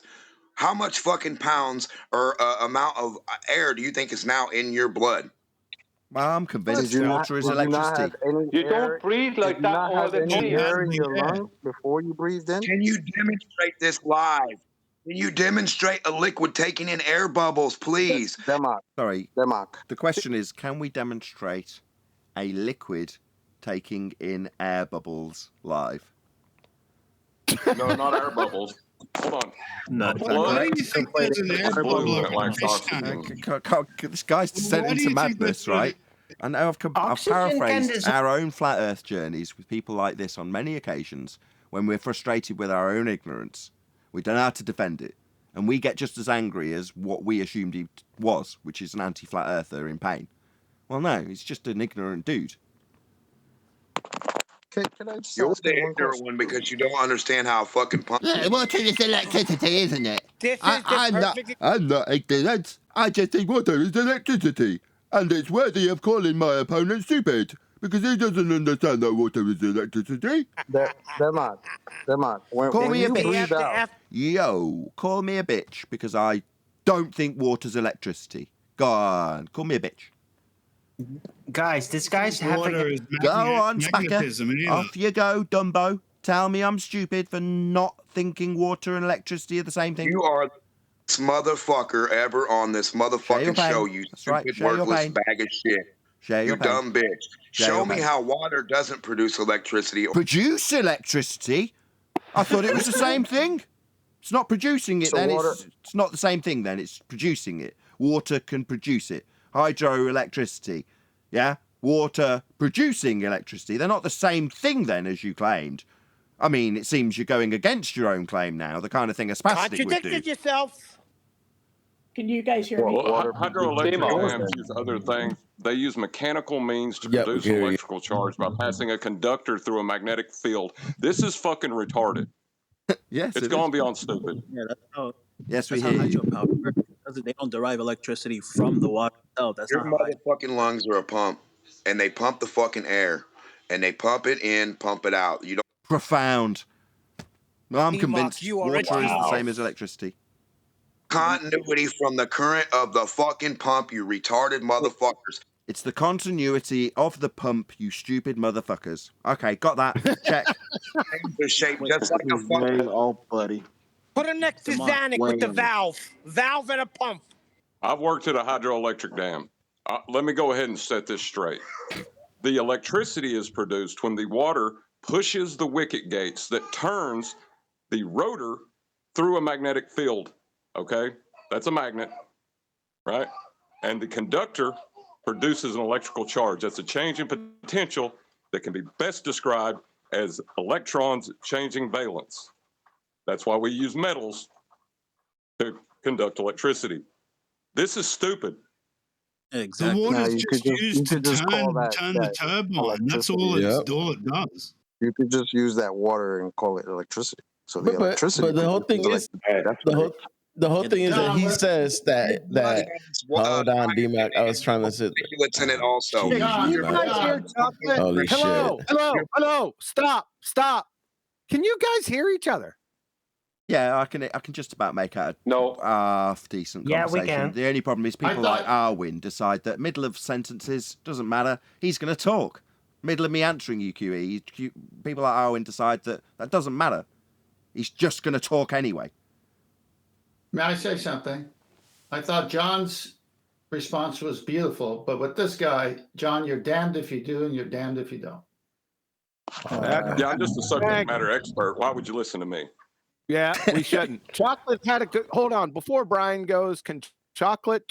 I heard you trying to get in, but you were friggin' rumpus bad, dude. What do you got? Yeah. Yeah, I have a bad mic right now. No, I mean, I was just saying, like what John explained. So basically, according to Dema, you could just call the water that's producing the electricity. Then you have electricity producing electricity. It's great. I just think that he has a misconception of the word current because he thinks the water is in a current because it's going through a specific direction, and that is quote unquote electricity. Yeah, that's why I asked him earlier. But How it's do also air. hydroelectric power plants work? No, but Well, John explained it beautifully though, because that's what I was going to get to. Like, how do you explain hydropower? Because the water is electricity is not He's derived from denying water. oxygen in the air. That your lungs, draw oxygen Jeez, out why of the do I air. bother? Well, I I'm was just sorry, watching a but video we're talking yesterday. about a man that's like completely psychotic. So Well, he can't I think even have cohesion with like basic functionality of things. So I don't know why we're getting all so excited. This guy You guys needs some. are all Hang missing. on, Listen, you hang on. guys are all missing the fallacy that he's doing. Okay, he's saying water, right? That's mechanical energy turning the turbine is energy. It produces electrical energy. Because the word energy is in both things, therefore I can have an equivalence of transposition, right? So he's just making category errors and linguistic errors. He's just assuming because it has the same word, it's therefore the same thing. This is the same thing that Flat Earth Goddess did when she came in. I just heard you use the same term as the hydroelectric guy said earlier, producing electricity. But I can send you a video from a professor talking about how electricity is never actually produced. Well, the thing about it is that electricity. That's fine. It's irrelevant to the argument. It's not about whether it's produced or not. It's whether it's the same thing or not. Whether it's water or not. It isn't. Come on. Yeah, it isn't. electricity. This guy's. He did say electricity is air and water and anything that provides resistance. That was his. All movement creates definition of electricity. Look, I think we can all make a beautiful summary in this regard. Ignorance is pain. So don't be so ignorant. It's painful. This is actually my if field. electricity, A reminder if electricity to all can't be produced, then where is it? Or you can show me some fucking air in your blood or like pounds of air that you produce from fucking. Can I ask Timo a question? I'm just gonna open up my lungs. I'm just gonna put myself on camera. What's the problem? Real fucking simple, man. Hold on. Get 2 airbags. Bring my scalpel. Fucking liquid. Get your little body set up. Have it live. I want have to it clear. let me ask you a question. And let's see all the fucking air flow through the blood. Please. Let's see how much air is in the blood. Yeah, clearly. I keep telling you, I'm going to open a vein here on camera right now. My wife bringing me my scalpel, just getting interrupted. Dissecting myself live on air and I can't even get a word in. T-Mock, let me ask you a question, right? Holy shit! But Nathan was trying to get a word in, and you're just gonna start talking. Go ahead, Ebe. That's all I did. What a train wreck! I may as well. Jimmo, Go ahead, why is Brian. there I a just wanted bubbler to- in a freshwater fish tank? Why isn't there Hold one on. in the fucking ocean? Oh, Why isn't God, there one shut in the the lake? fuck up, Why Pete. isn't there one in the pond? T-Mock, Shut up, you're you rock done. chewing bitch. T-Mock, you've got the God. least to T-Mock, offer, you're mate. Come on, let us talk about you for a bit. It's only reasonable. Now, Brian. Thank you, Please. QE. Okay, Nathan. a couple of points. Thank you. I have a couple of points to make. Number one, all movement builds electric charge. Every human body has a provable electric charge. The brain has a provable electric charge, right? So we're not denying that electricity is basically everywhere. But electricity itself is not physical matter. It's not water. It's not air. If you take 2 cups of water, one with dissolved salt into it, or just salt into it, as long as there's salt in it, and you take a bulb and wrap copper wire around the end of that bulb. When you place that bulb into the fresh water, it won't light up, but it will in the salt water. What's the difference? There is salt conducting electricity. The salt holds a charge that the non-moving water doesn't hold. The non-moving water doesn't have that current or that charge that you need. The salt water does. Yeah, but Dima, what you're going wrong is you're saying that water and air is electricity. I never got my answer out. It's the salt in the fucking water. Take the salt out of the water, and you're going to get the same effect from both waters, right? Shut the fuck up. Which is no effect. No, you won't. No, you won't. Were you listening? Hang on, let me answer him. No, because there's no conductor. You saying water is electricity and air is electricity. The salt is the conductor. Leave me answer. Leave me answer. You got 2 steel flows of water. You got 2 steel fucking cups of water. Shut the fuck up for a fucking minute and listen to something for a fucking minute. You saying water is electricity is the same thing as me saying wood is electricity. Right? Electricity is everywhere. It's about the conduction of that electricity. Water is not electricity. There's electricity in water. There's electricity in air. There's electricity in everything. But the conduction of it is what's important. That's where you're wrong. It's more accurate to say it's energy, because electricity is a type of energy. It's a very specific application of energy. Nathan, did you cut yourself? I did. Nobody cared. Do it. How much oxygen came out? Did air come out? Yeah, No, did but air I know bubbles one come thing. out of your blood? I know one When thing. This you guy's guys die and that car pulls up, why do they shock you, you fucking retards, and not put air in your asshole? Can I take a Do they guess? not put Can air I- on you when you try to Why resuscitate are they you? not putting air in your Hold on, lungs? please ask Why are this they again. not putting air in Hold your on. lungs? Hold on. When you do CPR, Hello, this guy's got some great questions. I want them to be heard. Right. Please let him ask us again. I think the only way taken a CPR Guys, hello. Can you let Oh Dimmock my ask us God. his question again? I think the only way. Hello. Go ahead, Dimmock. Ask us again. Why are they shocking you with electrical charge if you just need a little bit of air in your fucking lungs, in your blood? Dimmock, produce that charge. when you do CPR, hold on. I didn't No. say CPR. I said they pull out a thing and they say clear, motherfucker. They don't got the Yeah, they do clear it, then they pull out the freaking pump and start pumping air in your lungs. After they give you electricity to start your lung pumping first, and then they start putting air, which is more electricity, a fucking current. Whoa. Current again. Hold on. Holy shit, man. Can I have a conversation? Guys, let him go. Let him speak. Let him speak. Go and tell us more. Look, I'm following along. Look, everyone's rumpusing me. I'm trying to get control for you. Don't rumpus me when I'm trying to get control for you so you can have uninterrupted airwaves. I just want to make sure I'm following along. So they give you the electricity, clear motherfucker, you start breathing, and then they give you more electricity with the pumpy thing. Okay, go ahead. Carry on.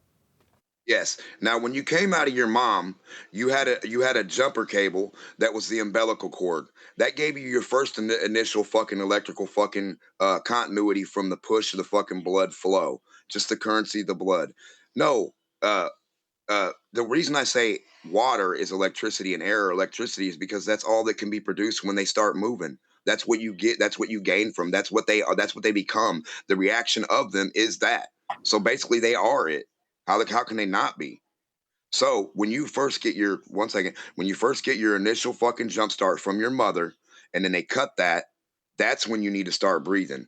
That's when when you come out and you're like, You know what I mean? You're trying to take fucking electrical continuity because you have it from your mom inside already. You're not inside your mom breathing air ever.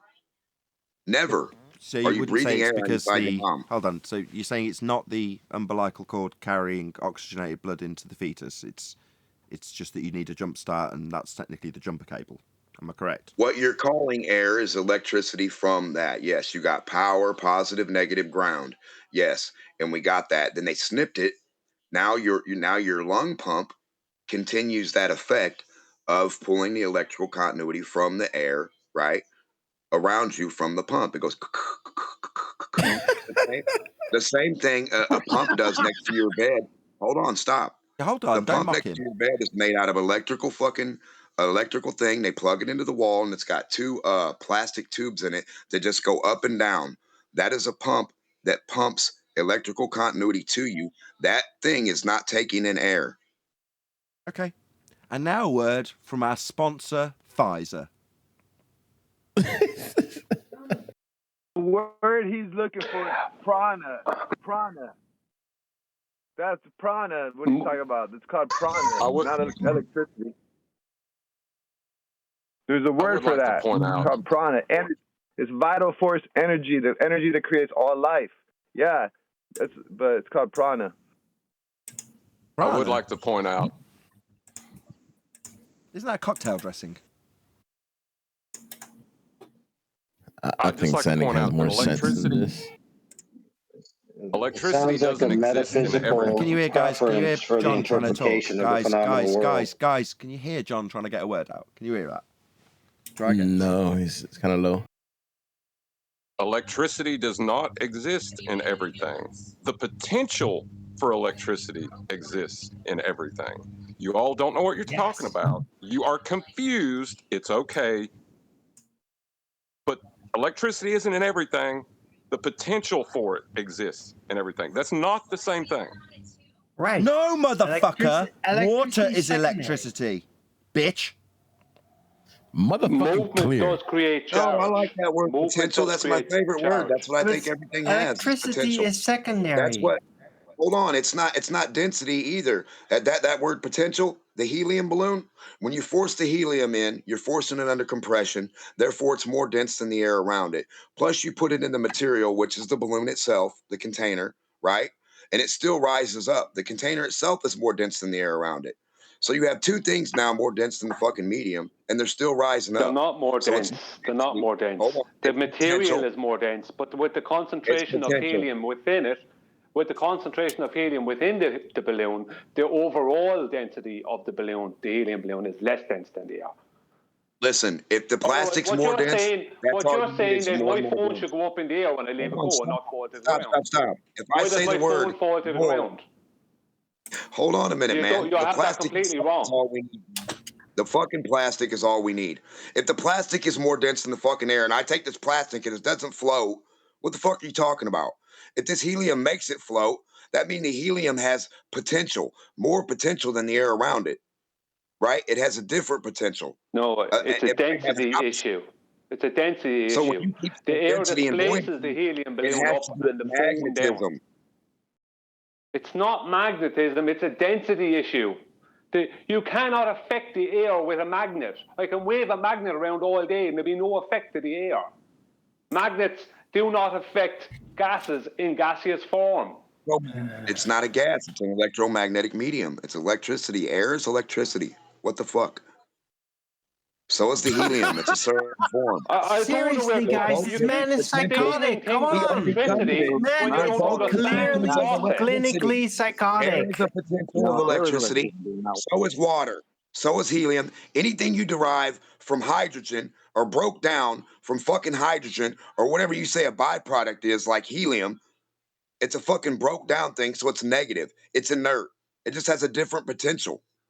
That's the other dude just described it to you. Water has a potential. It's a potential of electricity. So is air.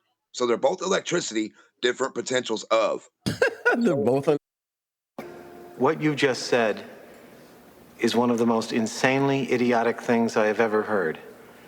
At no point in your rambling, incoherent response were you even close to anything that could be considered a rational thought. idiotic fucking person I've ever heard. When your science catches up. Was that QE who played that? Yeah, when your science catches up, QE needs to catch up with that and play that. Might need Catch to learn up, the difference science. between Get with science Mach. and pseudoscience, guy. Catch up with all the potential of electricity that's around you. That's all everything is. Everyone in this room is now dumber for having listened to it. I award you no points, and may God have mercy on your soul. Yeah, stop You're thinking of the woke. You're straw manning others by falsely. What's the word? I mean, yeah, that's a cool story. Nobody's saying that we're working within the paradigm, but you keep on charging us with responses based on what they're teaching. I don't understand that. He's constantly mixing up creating and being. He's psychotic. He's just mixing up on a basic level. Come on. He doesn't understand that electric charge can be created through movement. Movement can create electric charge, but that doesn't mean that the thing that's moving is electricity. I create electricity as I move. I'm sure I have water and air in me, but I am not just water and air. I am not just water and air either. It's about knowing and caring and loving and flowing. And cutting. Sometimes I just hate you, Nathan. Sometimes I just hate you. Nathan, Paula's been trying to get on, and she's got a degree in electrical engineering. So when she comes on, I'm gonna text her to come on. You tried to get Make a sure word this in guy- during the chaos, and she just couldn't. Yeah. And eventually, you just heard it come through, or I heard it because I've got good monitors. She said, "What's the point?" and left. I'm sorry, Paula. Yeah. Why do I try? Why do I try? I That's have a what she degree said. in Yeah. electrical. Definitely. I have a degree in electrical engineering, and nobody's Definitely. listened to me, so what's it matter? And I have, and my wife has too. Look, I got let's be mine clear. from You don't need a YouTube, degree. so Listen, We're all guys, you don't electrical need a engineers, degree in electrical engineering to understand that he's making a category error of logic. Therefore, his conclusions are axiomatically incoherent. This is just a witness of the destructive power of logical inconsistency in your own arguments. Yeah. Yes, you said it better than I could. That's Well, there we go. With that, I'm going to say a huge, massive, enormous thank you to both Discord and G+ panels for making today's after show possible. And of course, a massive thank you to all of you in either Nathan Oakley 1980 or Nathan Oakley premiering streams for hopefully smashing the super chat, liking, commenting, sharing, subscribing, and all that good stuff. Also, below this video, you can get £50 for swapping your UK electricity supplier to Octopus Energy. And this is of particular note if you drive an electric vehicle. I've been Nathan Oakley, and I will see you all in the next video.